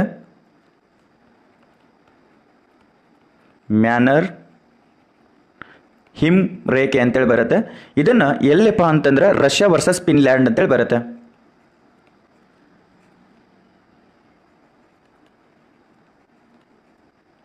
ಫಿನ್ಲ್ಯಾಂಡ್ ಅಂತೇಳಿ ಬರುವಂಥದ್ದು. ಇನ್ನು ನೆಕ್ಸ್ಟ್ ಏನದ ಮ್ಯಾಕ್ ಮೋಹನ್ ರೇಖೆ ಅಂತಲೂ ನಿಮಗೆ ಗೊತ್ತಿದೆ, ಭಾರತ ಮತ್ತು ಚೀನಾ ಅಂತ ಹೇಳ್ತೀವಿ. ಇನ್ನು ಡ್ಯುರಾಂಡ್ ರೇಖೆ ಅಂತೇಳಿ ಬರುತ್ತೆ. ಡ್ಯುರಾಂಡ್ ಲೈನ್ ಅಂತೇಳಿ ಬರುವಂಥದ್ದು. ಇದು ಎಲ್ಲಪ್ಪ ಅಂತಂದ್ರೆ ಪಾಕಿಸ್ತಾನ್ ಮತ್ತು ಅಫ್ಘಾನಿಸ್ತಾನ್ ಅಂತೇಳಿ ಬರುತ್ತೆ. ಓಕೆನಾ. ಇನ್ ಕೇಸು ಅಫ್ಘಾನಿಸ್ತಾನ ಇಲ್ಲ ಅಂತಂದರೆ ಇಲ್ಲಿ ಭಾರತ ಬಂದಿರುತ್ತೆ. ಓಕೆ, ಎರಡೂ ನೆನಪಿಟ್ಕೊಳ್ಳಿ. ಓಕೆನಾ. ಇನ್ನು 49ನೇ ಸಮಾಂತರ ರೇಖೆ ಅಂತೇಳಿ ಬರುತ್ತೆ. 49ನೇ ಸಮಾಂತರ ರೇಖೆ ಅಮೇರಿಕಾ ವರ್ಸಸ್ ಕೆನಡಾ ಅಂತೇಳಿ ಬರುತ್ತೆ. ಓಕೆನಾ. ನೆಕ್ಸ್ಟ್ ಬರುವಂಥದ್ದು ಏನಪ್ಪ ಅಂತಂದ್ರೆ 38 ಅಂತ ಬರುತ್ತೆ. 38 ರೇಖೆ ಅಂತ ಬಂತು ಅಂತಂದರೆ ಯಾವ ದೇಶ ಅಂತ ಕೇಳ್ತಾರೆ? ದಕ್ಷಿಣ ಕೊರಿಯಾ. ಓಕೆ, ದಕ್ಷಿಣ ಕೊರಿಯಾ.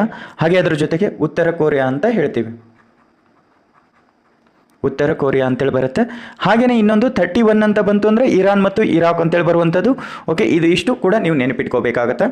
ಎಕ್ಸ್ನ ಮೌಲ್ಯವನ್ನು ಹುಡುಕಿ ಅಂತೇಳಿ ಕೊಟ್ಟಿದ್ದಾನೆ. ಎಕ್ಸ್ನ ಮೌಲ್ಯ ಹುಡುಕಿ ಅಂತ ಕೊಟ್ಟಿದ್ದಾನೆ. 20 ಡಿಗ್ರಿ, 40 ಡಿಗ್ರಿ ಹಾಗೂ 80 ಡಿಗ್ರಿ, 60 ಡಿಗ್ರಿ ಅಂತೇಳಿ ಇದೆ. ಓಕೆನಾ. ತ್ರಿಭುಜದ ಒಳಗೆ ಕೋನದ ಮೊತ್ತ ಏನಾಗಿರುತ್ತೆ ಅಂತಂದರೆ 180 ಡಿಗ್ರಿ ಆಗಿರುತ್ತೆ. ಓಕೆನಾ. ನಾವಿಲ್ಲಿ ಒಂದು ತ್ರಿಭುಜ ಹಾಕೊಳ್ಳೋಣ. ಓಕೆ, ಇಲ್ಲಿ ಏನಾಗಿದೆ? ಎಕ್ಸ್ ಅಂತ ಇದೆ. ಓಕೆನಾ. ಇಲ್ಲಿಂದ ಇಲ್ಲಿವರೆಗೂ ಏನು ಅಂತಂದರೆ 60 ಡಿಗ್ರಿ, ಇಲ್ಲಿಂದ ಇಲ್ಲಿಗೆ ಎಷ್ಟು ಅಂದರೆ 100 ಡಿಗ್ರಿ ಅಂತ ಹೇಳ್ತೀವಿ. ಓಕೆನಾ. ಹಾಗೆ x plus y plus z equal 180 degree ಅಂತ ಕರೆಯುವಂಥದ್ದು. ಇನ್ನು ಎಕ್ಸ್ ಪ್ಲಸ್ 80 ಪ್ಲಸ್ 60 ಈಕ್ವಲ್ 180 ಡಿಗ್ರಿಯನ್ನು ಹೇಳ್ತೀವಿ.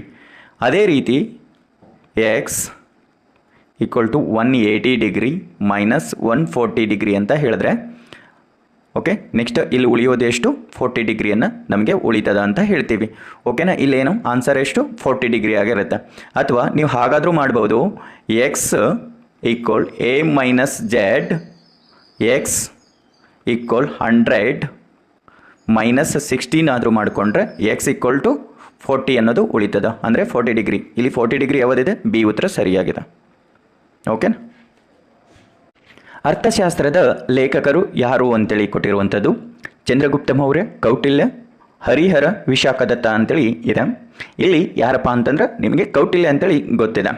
ಹಾಗಿತ್ತಂದರೆ ಕೌಟಿಲ್ಯನ ಏನಂತ ಕರಿತಿದ್ರು ಅಂತಂದ್ರೆ ಅವರನ್ನು ವಿಷ್ಣುಗುಪ್ತ ಅಂತಲೂ ಕೂಡ ಕರಿತಿದ್ರು ಅಂತ.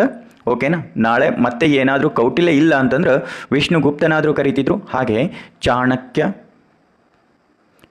ಅಂತಲೂ ಕೂಡ ಕರಿತಿದ್ರು ಇವರನ್ನು. ಇಲ್ಲಿ ಮೈಸೂರಿನ ಓರಿಯೆಂಟಲ್ ಲೈಬ್ರರಿಯಲ್ಲಿ ಏನಾಗಿರುತ್ತಪ್ಪ ಅಂತಂದ್ರೆ ಒಂದು ಅವರ ಬುಕ್ಕನ್ನು ಸಿಗುತ್ತೆ. ಯಾರಿಗೆ? ಶ್ಯಾಮಶಾಸ್ತ್ರಿಗೆ. ಓಕೆ, ಈ ಶ್ಯಾಮಶಾಸ್ತ್ರಿ ಅವರು ಏನು ಮಾಡ್ತಾರೆ ಅಂದ್ರೆ ಶ್ಯಾಮಶಾಸ್ತ್ರಿ ಅವರು ಏನು ಮಾಡ್ತಾರಪ್ಪ ಅಂತಂದ್ರೆ ಇದನ್ನು ತೊಗೊಂಡು ಏನು ಮಾಡ್ತಾರೆ? 1905ರಲ್ಲಿ ಸಂಶೋಧನೆ ಮಾಡ್ತಾರೆ. 1909ರಲ್ಲಿ ಏನು ಮಾಡ್ತಾರಪ್ಪ ಅಂತಂದ್ರೆ ಇದನ್ನು ಇಂಗ್ಲೀಷಿಗೆ ಏನು ಮಾಡ್ತಾರೆ ಅಂತಂದರೆ ತುರ್ಜುಮೆ ಅಥವಾ ಭಾಷಾಂತರವನ್ನು ಮಾಡ್ತಾರೆ ಅಂತ ಹೇಳ್ತೀವಿ. ಆಧುನಿಕ ಚಾಣಕ್ಯ ಅಂತ ಯಾರನ್ನು ಕರೀತಾರೆ? PV ನರಸಿಂಹ ಅವರನ್ನು ಕರೀತಾರೆ ಅಂತ ಹೇಳ್ತೀವಿ. ಓಕೆನಾ. ನರಸಿಂಹರಾವ್ ಅವರನ್ನು ಆಧುನಿಕ ಚಾಣಕ್ಯ ಅಂತ ಕರೀತಾರೆ. ಹಾಗೆ ಕರ್ನಾಟಕದ ಚಾಣಕ್ಯ ವಿಶ್ವವಿದ್ಯಾಲಯ ಎಲ್ಲಿದೆ? ಕರ್ನಾಟಕದಲ್ಲಿ ಒಂದು ಚಾಣಕ್ಯ ವಿಶ್ವವಿದ್ಯಾಲಯ ಇದೆ. ಅದು ಎಲ್ಲಿ ಕಂಡು ಬರುತ್ತಪ್ಪ ಅಂತಂದ್ರೆ ಬೆಂಗಳೂರಿನ ದೇವನಹಳ್ಳಿಯಲ್ಲಿ. ಓಕೆನಾ. ದೇವನಹಳ್ಳಿಯಲ್ಲಿ ಕಂಡು ಬರುತ್ತೆ. ಭಾರತದಲ್ಲಿ ಸಿಪಾಯಿ ದಂಗೆಯನ್ನು ನಡೆದಾಗ ಭಾರತದ ಗವರ್ನರ್ ಜನರಲ್ ಯಾರಾಗಿದ್ದರು ಅಂತೇಳಿ Lord Canning, Lord Dalhousie, Lord Hardings, Lord Lytton ಅಂತೇಳಿ. ಲಾರ್ಡ್ ಕ್ಯಾನಿಂಗ್ ಅವರು ಏನಪ್ಪ ಅಂತಂದ್ರೆ ಅಧಿಕಾರದಲ್ಲಿರ್ತಾರೆ 1857ರಲ್ಲಿ ಅಂತ ಹೇಳ್ತೀವಿ. ಓಕೆನಾ. ಹಾಗಿತ್ತಂದ್ರೆ ಕೆಲವೊಂದು ಕಡೆ ದಂಗೆಯನ್ನು ನಡೆದಾಗ ಅಲ್ಲಿ ನಾಯಕತ್ವ ವಹಿಸ್ಕೊಂಡವ್ರು ಯಾರು ಅಂತೇಳಿ ಕೂಡ ಒಂದಿಷ್ಟು ನೋಡ್ಕೊಳ್ಳೋಣ. ಬಿಹಾರ ಅಂತೇಳಿ ಬರುತ್ತೆ. ಓಕೆ, ಈ ಬಿಹಾರಲ್ಲಿ ಯಾರು ವಹಿಸ್ಕೊತಾರಪ್ಪ ಅಂತಂದ್ರೆ ಕನ್ವರ್ ಸಿಂಗ್ ಅಂತ ಇರ್ತಾರೆ. ಕುನ್ವರ್ ಸಿಂಗ್ ಅಂತ ಇರ್ತಾರೆ. ಇವರು ಏನಪ್ಪ ಅಂತಂದ್ರೆ ಇದರ ನಾಯಕತ್ವವನ್ನು ವಹಿಸ್ಕೊಂಡಿರ್ತಾರೆ. ನೆಕ್ಸ್ಟ್ ಫೈಜಾಬಾದ್ ಅಂತ ಇರುತ್ತೆ. ಫೈಜಾಬಾದ್ ಅಂತ ಇದೆ. ಈ ಫೈಜಾಬಾದಲ್ಲಿ ಯಾರಿದ್ರು ಅಂತಂದ್ರೆ ಮೌಲಿ ಅಹಮದುಲ್ಲಾ ಅಂತೇಳಿ ಇರ್ತಾರೆ. ಮೌಲ್ವಿ ಅಹಮದುಲ್ಲಾ ಅಂತೇಳಿ ಇರ್ತಾರೆ. ಓಕೆನಾ.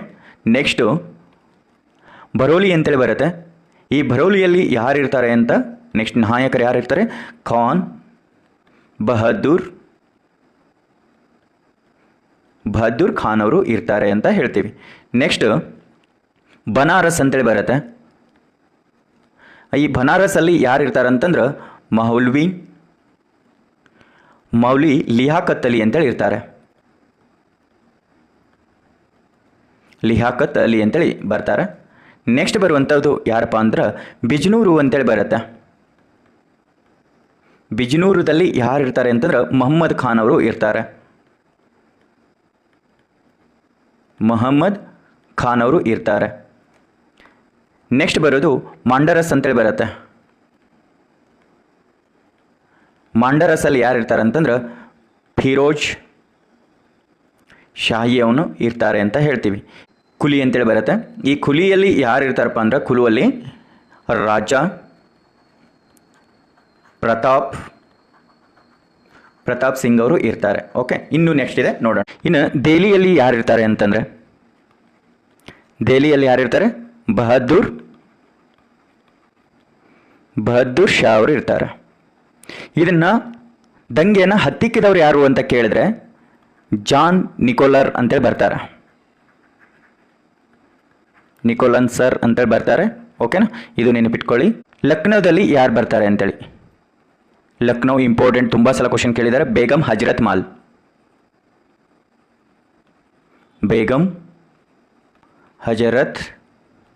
ಮಹಾಲ್. ಇಲ್ಲಿ ಹೆನ್ರಿ ಲಾರೆನ್ಸ್ ಅಂತೇಳಿ ಬರ್ತಾರೆ. ಓಕೆನಾ, ಇದನ್ನು ದಂಗೆಯನ್ನು ಹತ್ತಿಕ್ಕಿದವರು. ನೆಕ್ಸ್ಟು ಕಾನ್ಪುರ್ ಅಂತೇಳಿ ಬರ್ತದೆ. ಕಾನ್ಪುರ್ ಅಂತಂದರೆ ಯಾರು? ನಾನಾ ಸಾಹೇಬ್ ಅಂತ ನೆನಪಿಟ್ಕೊತೀವಲ್ಲ. ಸೊ ನಾನಾ ಸಾಹೇಬ್ ಅಂತೇಳಿ ಬರುವಂಥದ್ದು. ಆ ವ್ಯಕ್ತಿ ಏನು ಮಾಡ್ತಾರಪ್ಪ ಅಂದ್ರೆ ಕಾನ್ಪುರ್ನಲ್ಲಿ ಹೋರಾಟ ಮಾಡ್ತಾರೆ. ಹಾಗಿತ್ತಂದರೆ ಇದನ್ನು ತಡೆದವ್ರು ಯಾರು ಅಂತಂದ್ರೆ ಸರ್ ಕ್ಯಾಲಿನ್ ಅಂತೇಳಿ ಬರ್ತಾರೆ. ಕ್ಯಾಲಿನ್ ಕ್ಯಾಪಿಟಲ್ ಅಂತೇಳಿ ಬರ್ತಾರೆ. ಓಕೆನಾ, ಕ್ಯಾಲಿನ್ ಅಂತೇಳಿ ನೆನಪಿಟ್ಕೊಳ್ಳಿ. ಅದೇ ರೀತಿ ಝಾನ್ಸಿ ಅಥವಾ ಗ್ವಾಲಿಯರ್ ಅಂತೇಳಿ ಬರ್ತದೆ. ಝಾನ್ಸಿ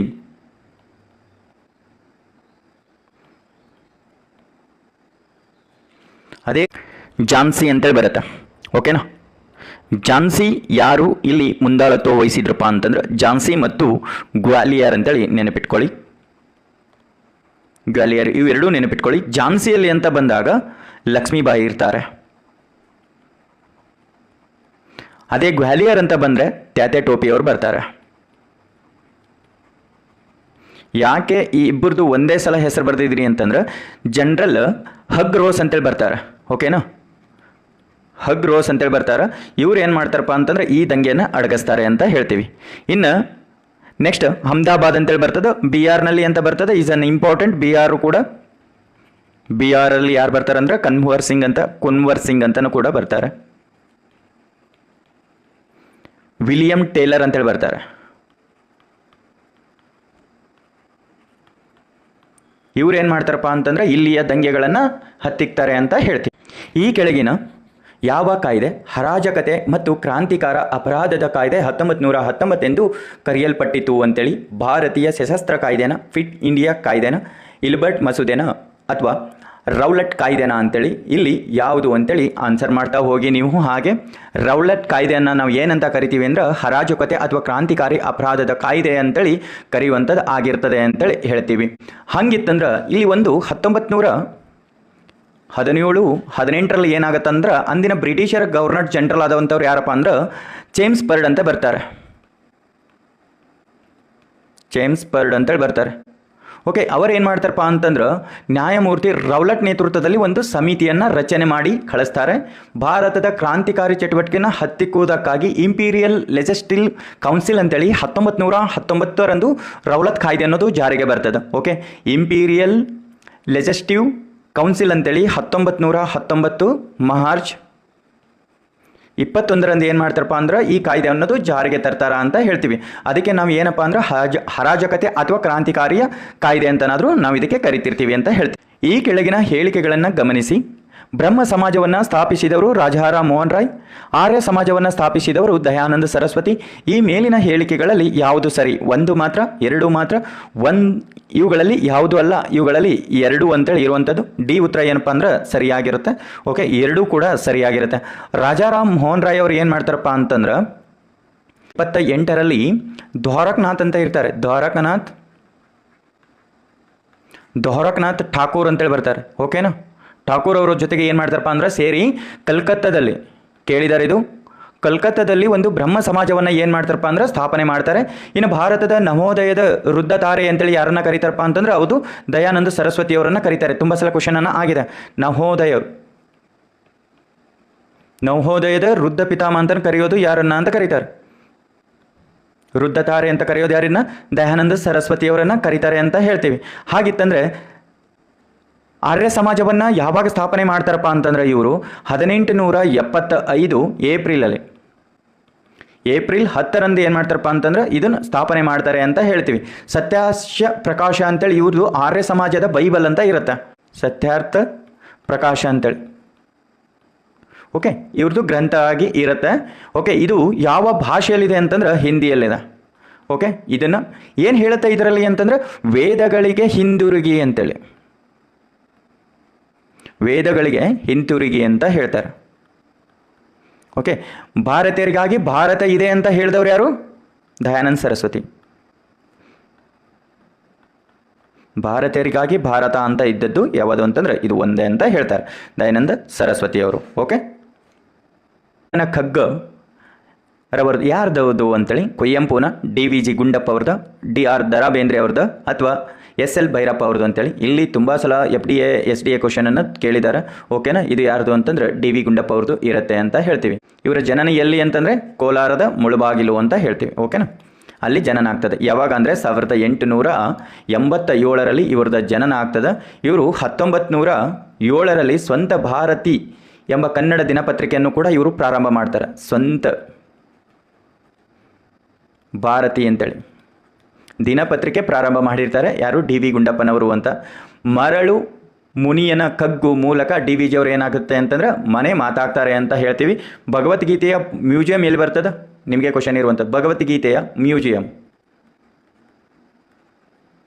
ಎಲ್ಲಿ ಬರ್ತದೆ? ಭಗವದ್ಗೀತೆ ಮ್ಯೂಸಿಯಂ ಕ್ವಶನ್ ಮಾರ್ಕ್ ನಿಮಗೆ ಇರೋದು. ಎಲ್ಲಿ ಕಂಡು ಬರುತ್ತೆ ಹೇಳಿ, ನಾನು ಮುಂದಿನದಾಗ ಹೇಳ್ತೀನಿ. ಹೊಸ ಚಿಗುರು, ಹಳೆ ಬೇರು ಮತ್ತು ಸೊಬಗು ಈ ಗುಂಡಪ್ಪ ಅವರ ಕೃತಿಗಳನ್ನು ಆಗಿರ್ತದ ಅಂತ ಹೇಳ್ತೀವಿ. ಓಕೆ, 92ನೇ ಪ್ರಶ್ನೆ. ADCEB 14352 ಆದರೆ ಇದು ಒಂದು ಸ್ವಲ್ಪ ಮೇಲಿಂದ ರಾಂಗ್ ಆಗಿದೆ. ಓಕೆನಾ? GIHFJ ಆದರೆ ಎಷ್ಟು ಬರುತ್ತೆ ಅಂತೇಳಿ. ಓಕೆನಾ? ಎಗೆ ಎಷ್ಟು ಕೊಟ್ಟಿದ್ದಾನೆ ಅವನು? 1, ಡಿಗೆ ಎಷ್ಟು ಕೊಟ್ಟಿದ್ದಾನೆ? 4, ಸಿಗೆ ಎಷ್ಟು ಕೊಟ್ಟಿದ್ದಾನೆ? 3, ಇಗೆ ಎಷ್ಟಾಗಿದೆ? ಇಗೆ ಎಷ್ಟು? 5, ಬಿಗೆ ಎಷ್ಟು? 2 ಅಂತ ಆಗಿದೆ. ಓಕೆ, ಇದು ಅವನೇ ಕೊಟ್ಟಿರೋದು. ನಮಗೆ ಬೇಕಾಗಿರೋದು ಜಿಗೆ ಎಷ್ಟು? ಈಗ IHFJ ಇದಕ್ಕೆ ಎಷ್ಟು ಬರುತ್ತೆ? ಜಿಗೆ ಎಷ್ಟು ಬರುತ್ತೆ? 7. ನೀವು ಜಡ್ಡಿಂದನೂ ಎಷ್ಟು ಬರುತ್ತೆ ಅಂತ ನೆನಪಿಟ್ಕೋಬೇಕು, ಎಯಿಂದನೂ ಎಷ್ಟು ಬರುತ್ತೆ ಅಂತ ನೆನಪಿಟ್ಕೋಬೇಕು. ತುಂಬ ಪ್ರಾಕ್ಟೀಸನ್ನು ಮಾಡಬೇಕು. ಐಗೆ ಎಷ್ಟು ಬರುತ್ತೆ? 9, ಎಚ್ಗೆ ಎಷ್ಟು ಬರುತ್ತೆ? 8, ಎಫ್ ಆದರೆ 6, ಜೆ ಆದರೆ 10. 7, 9, 8, 6, 10 ಯಾವುದಿದೆ ನೋಡಿ? 7, 9, 8, 6, 10 ಬಿ ಆನ್ಸರ್ ಇದೆಯಾ? ಸೊ ಉತ್ತರ ಕರೆಕ್ಟ್ ಆಗಿದೆ. 93ನೇ ಪ್ರಶ್ನೆ. ಕೆಳಗಿನ ಯಾವುದು ಅಂತೇಳಿ ಹಾಕಬೇಕು ಇದು. ಓಕೆನಾ? ಯಾವುದು ಒಂದು ಸ್ವಲ್ಪ ಹಿಂದೆ ಮುಂದೆ ಆಗಿದೆ. ಓಕೆ, ಕೆಳಗಿನ ಯಾವುದು ಕರ್ನಾಟಕದ ಶಾಸಕಾಂಗ ಭಾಗವಲ್ಲ ಅಂತೇಳಿ ಇದು ಇಲ್ಲಿ ಬರಬೇಕಾಗಿತ್ತು. ಭಾಗವಲ್ಲ ಅಂತೇಳಿ. ಓಕೆನಾ? ಓಕೆ, ಇದು ಇಷ್ಟು ಚೇಂಜಸ್ ಮಾಡ್ಕೊಳ್ಳಿ. ಕೆಳಗಿನ ಯಾವುದು ಕರ್ನಾಟಕ ಶಾಸಕಾಂಗದ ಭಾಗವಲ್ಲ? ಕರ್ನಾಟಕ ವಿಧಾನಸಭೆ, ಕರ್ನಾಟಕ ಶಾಸಕಾಂಗ ಪರಿಷತ್ತು, ಕರ್ನಾಟಕದ ರಾಜ್ಯಪಾಲರು ಇವುಗಳಲ್ಲಿ ಎಲ್ಲವೂ ಅಂತೇಳಿ. ಸೊ ಇಲ್ಲಿ ಏನಪ್ಪ ಅಂತಂದ್ರೆ ಡಿ ಉತ್ತರ ಆಗಿರುತ್ತೆ. ಓಕೆನಾ? ಇಲ್ಲೆಲ್ಲವನ್ನೂ ಬರುತ್ತೆ. ಶಾಸಕಾಂಗ, ಕಾರ್ಯಾಂಗ, ನ್ಯಾಯಾಂಗ ಒಳಗೊಂಡಿರುತ್ತೆ. ಕರ್ನಾಟಕದ ರಾಜ್ಯದ ವಿಧಾನಮಂಡಲ, ವಿಧಾನಸಭೆ, ವಿಧಾನ ಪರಿಷತ್ತನ್ನು 2 ಸದನಗಳ ರಾಜ್ಯಪಾಲರು ಸಂವಿಧಾನಾತ್ಮಕ ಏನಾಗಿರ್ತಾರಪ್ಪ ಅಂದ್ರೆ ರಾಜ್ಯದ ಮುಖ್ಯಸ್ಥರ ಆಗಿರ್ತಾರೆ ಅಂತ ಹೇಳ್ತೀವಿ. ಭಾರತದ ಸರ್ವೋಚ್ಚ ನ್ಯಾಯಾಲಯದ ನ್ಯಾಯಾಧೀಶರ ಸಂಖ್ಯೆ ಹೆಚ್ಚಿಸಲು ಯಾರಿಗೆ ಅಧಿಕಾರವಿದೆ ಅಂತೇಳಿ ಭಾರತದ ಮುಖ್ಯ ನ್ಯಾಯಾಧೀಶರು, ಸಂಸತ್ತು, ರಾಷ್ಟ್ರಪತಿ ಮತ್ತು ಕಾನೂನಿನ ಆಯೋಗ ಅಂತ ಇದೆ. ಇಲ್ಲಿ ಯಾರಿಗಿರ್ತದಪ್ಪ ಅಂತಂದ್ರೆ ಸಂಸತ್ತಿಗೆ ಅಧಿಕಾರ ಇರುತ್ತೆ. ಬಿ ಉತ್ತರ ಸರಿಯಾಗಿದೆ. ಈಗ ಎಷ್ಟು ಜನ ಇದ್ದಾರೆ ಅಂದರೆ 33 + 1 34 ಮೆಂಬರ್ಸು ಈಗ ನಮ್ಮಲ್ಲಿ ಕಂಡು ಬರ್ತಾರೆ ಅಂತ ಹೇಳ್ತೀವಿ. ಓಕೆನಾ? ಇವರನ್ನ ಪದಚ್ಯುತಿಗೊಳಿಸಬೇಕು ನ್ಯಾಯಾಧೀಶರನ್ನ ಅಂತಂದ್ರೆ ರಾಷ್ಟ್ರಪತಿ ಪದಚ್ಯುತಿಗೊಳಿಸುವ ರೀತಿಯಲ್ಲೇ ಸಂಸತ್ತು ಮತ್ತು ಸುಪ್ರೀಂ ಕೋರ್ಟ್ ನ್ಯಾಯಾಧೀಶರನ್ನ ಪದಚ್ಯುತಿಗೊಳಿಸಬೇಕು ಅಂತ ಹೇಳುವಂಥ ಆರ್ಟಿಕಲ್ ಯಾವ್ದಪ್ಪ ಅಂತಂದ್ರೆ 124/4 ಹೇಳುತ್ತೆ. ಓಕೆನಾ? 124/4 ಹೇಳುತ್ತೆ. ಓಕೆ, ಇದು ಇಷ್ಟು ನೆನಪಿರಲಿ.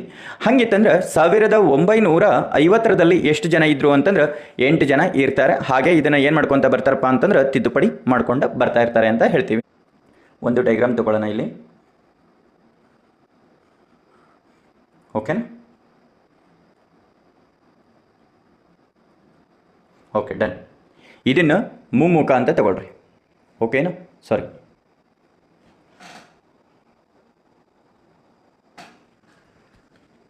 ಇದನ್ನು ಹಿಮ್ಮುಖ ಅಂತ ತಗೊಳ್ಳೋಣ. ಓಕೆನಾ? ಹಿಮ್ಮುಖ ಅಂತಂದ್ರೆ 2, ಹಾಗೆಯೇ ಮುಮ್ಮುಖ ಅಂತ ಬಂದಾಗ ಇಲ್ಲಿ ಏನಾಗುತ್ತೆ, ಮುಮ್ಮುಖ ಅಂತ ತಗೊಂಡಾಗ ಇಲ್ಲಿ ಎಷ್ಟು ಬರುತ್ತೆ ಅಂತಂದ್ರೆ 6, ಹಾಗೆ ಬಲಮುಖ ಅಂತ ತಗೊಂಡಾಗ ಇಲ್ಲಿ 5, ಕೆಳಮುಖ ಅಂತ ತಗೊಂಡಾಗ ಇಲ್ಲಿ 3, ನೆಕ್ಸ್ಟ್ ಎಡಮುಖ ಅಂತ ತಗೊಂಡಾಗ ಇಲ್ಲಿ 1 ಅಂತ ಬರುತ್ತೆ. ಓಕೆನಾ? ಹಾಗಿತ್ತಂದರೆ ಇಲ್ಲಿ ಮುಮ್ಮುಖ ಅಂತ ಬರುತ್ತೆ, ಇಲ್ಲಿ 4 ಆಗಿರುತ್ತೆ. ಹಂಗಿತ್ತಂತಂದರೆ ಅಪೋಸಿಷನ್ ಆಗಿ ಕೇಳುವಂಥದ್ದು 1ರ ವಿರುದ್ಧ ದಿಕ್ಕು ಯಾವುದು ಅಂತ ಹೇಳ್ತಾ ಇದ್ದಾನೆ. ಇಲ್ಲಿ 1ರ ವಿರೋಧ ದಿಕ್ಕು ಯಾವುದು ಬರ್ತದೆ? 5 ಬರುತ್ತೆ. ಓಕೆನಾ? ಇಲ್ಲಿ 1ಕ್ಕೆ 5, 2ಕ್ಕೆ 4, 3ಕ್ಕೆ 6 ಆಗಿರುತ್ತೆ. ಓಕೆನಾ? ಇಲ್ಲಿ ಏನು ಕೇಳಿದ ನಾವು 1ರ ವಿರುದ್ಧ ದಿಕ್ಕು ಯಾವುದು ಅಂತ ಕೇಳಿದ 5. ಓಕೆನಾ? ಸಿ ಉತ್ತರ ಆಗಿರುತ್ತೆ. ಸಂಗಮ್ ಅವಧಿಯ ಸೇರಿದ ಖಿಜಾಡಿ ಉತ್ಸವವನ್ನು ಅಂಶಹಾತುಗಳ ಡ್ಯಾಶ್ನಲ್ಲಿವೆ ಅಂತೇಳಿ ಗುಜರಾತ್, ಮಧ್ಯಪ್ರದೇಶ, ಮಹಾರಾಷ್ಟ್ರ, ತಮಿಳುನಾಡು. ಡಿ ಉತ್ತರ ಆಗಿರುತ್ತೆ ಅಂತ ಹೇಳ್ತೀವಿ. ತಮಿಳುನಾಡಿನ ಶಿವಗಂಗಾ ಜಿಲ್ಲೆಯ ಖಿಜಾಡಿ ಪ್ರಾಂತ್ಯವನ್ನು ಉತ್ಕುನ್ನ ನಗರ ಎಂದು ನಡೆಸಿರುವಂಥದ್ದು. ಓಕೆ, ಡಿ ಉತ್ತರ ಆಗಿರುತ್ತೆ. ಇಲ್ಲಿ ಇನ್ನೊಂದೇನಪ್ಪ ಅಂದ್ರೆ ತಮಿಳುನಾಡಿನ ಶಿವಗಂಗಾ ಅಂತೇಳಿ ಬರ್ತದೆ. ತಮಿಳುನಾಡಿನಲ್ಲಿ ಶಿವಗಂಗಾ ಅಂತ ಬರ್ತದೆ. ಶಿವಗಂಗಾ ಅಂದರೆ ಇದು ಒಂದು ಡಿಸ್ಟಿಕ್. ಓಕೆ, ಈ ಡಿಸ್ಟಿಕಲ್ಲಿ ಏನಂದರೆ ಖಿಜಾಡಿ ಎಂಬ ಪ್ರಾಂತ್ಯದ ಉತ್ಖನನ ನಡೆಸಿದ್ದು ಅಂತ ಹೇಳಲಾಗುತ್ತದೆ ಇದನ್ನು. ಓಕೆನಾ? ಇದಕ್ಕೆ ಸಂಬಂಧಿಸಿರುವಂಥದ್ದು. ಇದು ಯಾವಾಗ ನಡೆದಿತ್ತಪ್ಪ ಅಂತಂದ್ರೆ ಕ್ರಿಸ್ತ ಪೂರ್ವದಲ್ಲಿ 5ರಿಂದ 6ರಲ್ಲಿ ಏನಪ್ಪ ಅಂದ್ರೆ ಶತಮಾನದಲ್ಲಿ ಇದನ್ನು ನಡೆದಿತ್ತು ಅಂತ ಹೇಳ್ತೀವಿ. ಕರ್ನಾಟಕ ವಿದ್ಯಾವರ್ಧಕ ಸಂಘ ಸ್ಥಾಪನೆಯ ಜೊತೆಗೆ ಯಾರು ಸಂಬಂಧವಿದೆ ಅಂತೇಳಿ Karnad ಸದಾಶಿವರಾಯ್, RH Deshpande, NS Hardekar, HS Doreswamy ಅಂತೇಳಿದ್ದಾರೆ. ಇಲ್ಲಿ RH ದೇಶಪಾಂಡೆ ಅವ್ರದ್ದು ಇರುತ್ತೆ ಅಂತ ಹೇಳ್ತೀವಿ. ಓಕೆನಾ? ಇಲ್ಲಿ ಬಿ ಉತ್ತರ ಸರಿಯಾಗಿದೆ ಅಂತ ಹೇಳ್ತೀವಿ. ಹಾಗಿತ್ತಂದರೆ ಇದನ್ನು ಸ್ಥಾಪನೆ ಯಾವಾಗಾಗಿತ್ತು ಅಂತ ಒಂದ್ಸಲ ಕ್ವಶನ್ ಕೇಳಿದರೆ 1890 ಜುಲೈ 20ರಂದು ಇದನ್ನು ಸ್ಥಾಪನೆ ಆಗುತ್ತೆ ಅಂತ ಹೇಳ್ತೀವಿ. ಹಾಗಿತ್ತಂದರೆ ಇದು ಸಂಸ್ಥೆ ಒಂದು ಪತ್ರಿಕೆಯನ್ನು ಬಿಡುಗಡೆ ಮಾಡುತ್ತೆ 1896ರಲ್ಲಿ. ಯಾವುದು ಅಂತಂದ್ರೆ ವಾಗ್ಮುಣ ಭೂಷಣ ಅಂತೇಳಿ ಬರ್ತದೆ. ವಾಗ್ಭೂಷಣ ಅಂತೇಳಿ ಒಂದು ಪತ್ರಿಕೆ, ವಾರ ಪತ್ರಿಕೆಯನ್ನು ಬಿಡುಗಡೆ ಮಾಡುತ್ತೆ. ಓಕೆನಾ? ಇದರ ಮೊದಲ ಕಾರ್ಯದರ್ಶಿ ಯಾರು ಅಂತ ಕೇಳ್ತಾರೆ. ಓಕೆನಾ? ಅವರು ಕೇಳಿದರೂ ಕೂಡ RH ದೇಶಪಾಂಡೆ ಅವರು ಇದರ ಮೊದಲ ಕಾರ್ಯದರ್ಶಿ ಆಗಿರ್ತಾರೆ ಅಂತ ಹೇಳ್ತೀವಿ. ಹಾಗಿತ್ತಂದ್ರೆ ಇದರ ಅಧ್ಯಕ್ಷತೆ ಯಾರು ವಹಿಸ್ಕೊಂಡಿದ್ರು? ಮೊದಲು ಅಧ್ಯಕ್ಷರು ಯಾರು? ಮೊಟ್ಟ ಮೊದಲ ಬಾರಿಗೆ ಕೈಕಿಣಿ ಶ್ಯಾಮರಾಯ್ ಅಂತೇಳಿ ಇರ್ತಾರೆ. ಓಕೆನಾ? ಕೈಕಿಣಿ ಶ್ಯಾಮರಾಯ್ ಅಂತೇಳಿ ಇರ್ತಾರೆ. ಓಕೆ, ಇವ್ರು ಏನು ಮಾಡ್ಕೊತಾರಪ್ಪ ಅಂತಂದ್ರೆ ಅಧ್ಯಕ್ಷತೆಯನ್ನು ವಹಿಸ್ಕೊಂಡಿರ್ತಾರೆ ಅಂತ ಹೇಳ್ತೀವಿ. ಹಿಂದೂಸ್ತಾನ ಸೇವಾದಳದ ಸ್ಥಾಪಕರು ಯಾರು ಅಂತ ಕೇಳಿದಾರ NS ಹರ್ಡೇಕರ್. ಓಕೆನಾ? ಹಿಂದೂಸ್ತಾನದ ಸೇವಾದಳದ ಸ್ಥಾಪಕ ಯಾರು ಅಂತಂದ್ರೆ NS ಹರ್ಡೇಕರ್ ಅವರು. ಓಕೆನಾ? ಇಲ್ಲಿದಾರಲ್ಲ ಅವರು. ಕರ್ನಾಟಕದ ಕೇಸರಿ ಅಂತ ಯಾರನ್ನು ಕರೀತಾರೆ? ಗಂಗಾಧರ್ ಅವರು. ಓಕೆ, ಗಂಗಾಧರ ಅವ್ರನ್ನ ಕರೀತಾರೆ. ಗಂಗಾಧರ ದೇಶಪಾಂಡೆ. ಕರ್ನಾಟಕದ ಹುಲಿ ಅಂತ ಯಾರನ್ನು ಕರೀತಾರೆ? ಕರ್ನಾಟಕದ ಹುಲಿ ಡೆಬಿಟ್ಯೂ ಚೆನ್ನಬಸಪ್ಪ. ಓಕೆ, ಡೆಬಿಟ್ಯೂ ಚೆನ್ನಬಸಪ್ಪ. ಕರ್ನಾಟಕದ ಕುಲಪುರೋಹಿತ ಅಂತ ಯಾರನ್ನು ಕರೀತಾರೆ? ಆಲೂರು ವೆಂಕಟರಾಯ. ಆಲೂರು ವೆಂಕಟರಾಯ ಅವರನ್ನು. ಕರ್ನಾಟಕದ ಗಾಂಧಿ ಅಂತ ಯಾರನ್ನು ಕರೀತಾರೆ? ಹರ್ಡೇಕರ್ ಮಂಜಪ್ಪ ಅವರು. ಹರ್ಡೇಕರ್ ಮಂಜಪ್ಪ ಅವರನ್ನು. ಓಕೆನಾ, ಕರ್ನಾಟಕದ ಗಾಂಧಿ ಅಂತ ಕರೀತಾರೆ. ಭಾರತದಲ್ಲಿ ಎಷ್ಟು ಕೇಂದ್ರಾಡಳಿತ ಅಥವಾ ಯೂನಿಯನ್ ಪ್ರದೇಶ ಅಂತ ಕರಿತೀವಿ ಅಂತ 5, 6, 7, 8 ಅಂತ ಇದೆ. ಟೋಟಲ್ ಆಗಿ ಈಗ ಎಷ್ಟಿದೆ ಅಂತಂದರೆ 8 ಕೇಂದ್ರಾಡಳಿತ ಪ್ರದೇಶಗಳನ್ನು ಕಂಡು ಬರುತ್ತೆ. ಅಂಡಮಾನ್ ನಿಕೋಬಾರ್, ಓಕೆನಾ, ಚಂಡೀಗಢ, ದಾದಾ ನಗರ ಹಾವಲಿ ಮತ್ತು ದೀವ್ ದಮನ್ ಅಂತ ಕರಿತೀವಿ. ಲಕ್ಷದ್ವೀಪ, ದೆಹಲಿ, ಪಾಂಡಿಚೇರಿ, ಜಮ್ಮು ಕಾಶ್ಮೀರ್ ಆ್ಯಂಡ್ ಲಡಾಖ್ ಅಂತೇಳಿ ಈ ಇಷ್ಟು ಏನಪ್ಪ ಅಂತಂದ್ರೆ 8 ಕೇಂದ್ರಾಡಳಿತ ಪ್ರದೇಶವನ್ನು ನಾವು ಕರಿತೀವಿ ಅಂತ ಹೇಳ್ತೀವಿ. ಓಕೆ, ನೆಕ್ಸ್ಟ್ ಬರುವಂಥದ್ದು 99ನೇ ಪ್ರಶ್ನೆ. ಮಂಜು ಕೆಳಗಿನವುಗಳಲ್ಲಿ ಯಾವುದರಲ್ಲಿ ಫಲಿತಾಂಶವಿದೆ ಅಂತೇಳಿ ಘನೀಕರಣ, ಅಬೆಯಾಗುವಿಕೆ, ಉತ್ಪಟ್ಟನ, ಆಂದ್ರೀಕರಣ ಅಂತೇಳಿ ಬರುತ್ತೆ. ಇಲ್ಲಿ ಏನಪ್ಪ ಅಂದ್ರೆ ಘನೀಕರಣ ಅಂತೇಳಿ ಬರುತ್ತೆ. ನೀರಿನ ಕುದಿಯುವ ಬಿಂದು ಎಷ್ಟು ಅಂತ ಕೇಳ್ತಾರೆ. ಓಕೆನಾ, ಘನೀಕರಣ ಆಗುವಂಥದ್ದು ಎಷ್ಟು ಅಂದರೆ ಮಂಜಾಗುವಂಥದ್ದು 0 ಡಿಗ್ರಿಯಲ್ಲಿ. ಓಕೆನಾ, ಅತಿ ಹೆಚ್ಚು ಕುದಿಯುವ ಬಿಂದು 100 ಅಂತ ಕರಿತೀವಿ, 100 ಡಿಗ್ರಿ ಸೆಲ್ಸಿಯಸ್ಸಲ್ಲಿ. ಓಕೆ, ಕೆಳಗಿನ ಯಾವುದು ಶಬ್ದಗಳು ಭಾರತ ಸಂವಿಧಾನ ಮುನ್ನುಡಿಯಲ್ಲಿ ಬರದಿಲ್ಲ ಅಂತೇಳಿ? ಸಾರ್ವಭೌಮ, ಸಮಾಜವಾದಿ, ಪ್ರಜಾಪ್ರಭುತ್ವ, ಭಾರತೀಯರು ಅಂತೇಳಿ. ಇದರಲ್ಲಿ ಭಾರತೀಯ ಏನು ಮಾಡಿಲ್ಲ ಅಂದರೆ ಬರದಿಲ್ಲ. 1976ರಲ್ಲಿ ಏನು ಮಾಡ್ತಾರೆ ಅಂದರೆ 42ನೇ ಸಂವಿಧಾನವನ್ನು ತಿದ್ದುಪಡಿ ಮಾಡ್ತಾರೆ. ಇದು ಪ್ರಸ್ತಾವನೆಯಲ್ಲಿ ಸಮಾಜವಾದಿ, ಜಾತ್ಯತೀತ, ಐಕ್ಯತೆ ಎಂಬ 3 ಪದಗಳನ್ನು ಸೇರಿಸ್ತಾರೆ. ಓಕೆನಾ, ಇವು ಕೇಳಿದ್ದಾರೆ ತುಂಬ ಸಲ. ಸಮಾಜವಾದಿ, ಓಕೆ, ಜಾತ್ಯತೀತ,